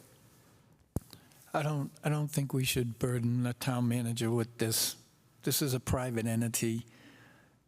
We saw it at town meeting, you know. Let them bring it forward and fall into line with whatever they're already skirting the process by calling it a 40B, so they've already beat you. So I'm not going to have the town manager waste his time when it can be spent more prudently here. And it doesn't seem plausible. It just doesn't seem like it's going to turn anything out. They're going to look at the numbers in the dollars and do what they want. We're going to get nothing out of this project. Nothing. They're going to just do what they want. They don't have the area to build what you think down there. It's a major brook that goes through there. The place is half underwater, and it just doesn't fit. They're not going to be able to do much more than what they're trying to get from us now. So let the planning board and zoning board handle it and see if they show some teeth and turn it down, because they told you they are not going to put the Stoughton people. They're not going to have the first thing. They have a list. So I'm not going to bend over and spend his time wastedly. It's a private entity. Let them do what they're going to do. That's all I got to say. Thank you. Any other comments, concerns? Well, I will entertain a motion if it's one you would like to make. I mean, I'll entertain a motion. It's on the table for you to decide. I will make a motion. Sure.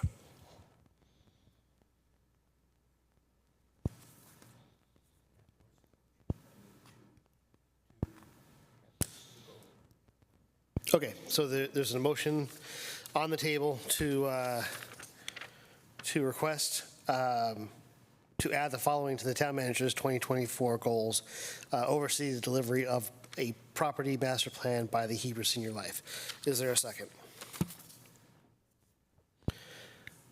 There's no second, so the motion fails for lack of a second. The next item on our agenda is an executive session. Make a finding that discussion of the following ought to be an executive session, to protect the town's interests. The following is executive session pursuant to Open Meeting Law, Chapter 30A, Section 21A2, to conduct strategy session in preparation for negotiations with non-union personnel and contract negotiation with non-union personnel, town manager. And item B, approval of executive session minutes, meeting of June 4th, 2024. So I will entertain a motion to enter executive session. So made. Is there a second? I'll second it. So there's a motion and a second to enter executive session. Take a roll call vote. Mr. Gito? Yes. Ms. Roberts? Yes. Yes. Mr. Carrera, almost forgot your name. Yes. What was that? Yes. Yes, to enter executive session. And then Mr. McCrisky? Yes. Yes. I voted yes to go in, but I will not be partaking. I'm going to stay out of it. That's fine. Everything is best. So we have a unanimous vote to enter executive session. We will be adjourning from executive session and not re-entering the public session. So thank you very much, everybody. Have a wonderful evening.